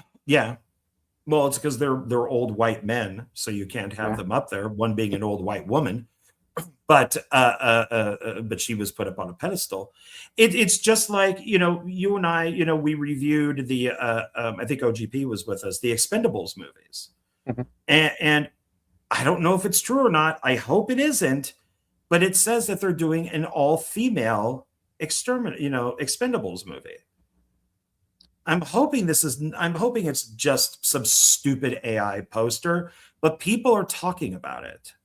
So it's like, And how great did that failed miserably. They tried to do that with Ghostbusters. Yep. Well, hey, look at the Odyssey that's coming out. Its casting is probably going to hurt that movie. So it's race swapping, gender swapping. I mean, it's just people don't like this anymore. The film will probably make a lot of money on its opening weekend, and I think it's going to crash. But so all right. Well, anything final for Rise of Skywalker or Rise of Palpatine? I tell people, just watch these. Watch the first 6. Yeah. These right here, these 3 movies are, in my opinion, if Kathleen Kennedy wants to tell me that my extended universe is non-canon, then I say these are non-canon in my book. There you go. Amen. Yeah, there you go. Yeah. You pretty much can just say, yeah, it ended when the second Death Star blew up and everybody was happy. Vader's dead. There you go. He redeemed himself, even though this is what I'm talking about with like the weird writing and all that. I would say watch this. This is the only good one they did. Well, yeah, because that you could watch Yeah, right before Star Wars. You want to if you want to, if you've already watched the movies and you just want to do like a Star Wars marathon, you can watch episodes 1, 2, and 3, then watch Rogue One, and then watch 4, 5, and 6. Yeah, I still don't think Solo is an awful movie. It's just unnecessary. Yeah, I don't have Solo, so, but definitely if you want to watch Solo in between 3 and 4. Yeah. And then go from So it's all right, man. So any final thoughts on any of these, or are we exhausted from discussing these? I mean, I think I'm more exhausted from talking about the last trilogy. Oh, Disney. They're awful. They really I am are. disappointed. They've done. I don't get what it, because you think like, and I'm going to go to like the Paramount Warner Brothers merger, and everybody's like, oh, thank God they're going to get rid of Star Trek, and hopefully they'll start from scratch. But you got to remember, the guy who's doing the merger from Paramount is the one who gave the okay for all that stuff. Yeah. It had to go by him. And I've heard that Alex Kurtzman is not gone, that he may be starting something else. So with Bob Iger leaving or Kathleen Kennedy leaving, it doesn't mean that any of this is going to change. I mean, it's, this, he's got this, for some reason, Ahsoka is such a big deal that, and I've never watched an episode and I don't really want to, but it's like, Dave Filoni's hard on is this Ahsoka thing. And so I guess it's his Rey in a way, but none of this stuff is going to change. And I don't even know if it'd be a good idea to bring Lucas back in because of all the mistakes that he's made in the past and the stuff that he's talked about. He'd be sitting there saying, oh, well, I sold Disney, I sold Star Wars to Disney, the white slave traders. And it's like, dude, you sold it.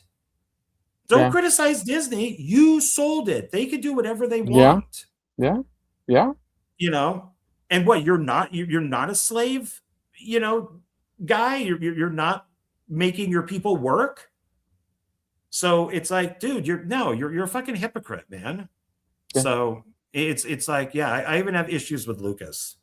Yeah. So because of THX and all that stuff. I think they just need to leave it alone. As far as I'm concerned, if you hate the Disney sequels, just watch the first 6. And then, in my opinion, 6 is the last movie. I agree. 7, 8, and 9 are what ifs. What if, the story continued? Yeah, I would agree. Okay, well, I guess that finishes it. That's another film discussion in the can. So all right, everybody, thanks for watching this. If you made it all the way through, we appreciate it. Thank you. Like, subscribe, comment.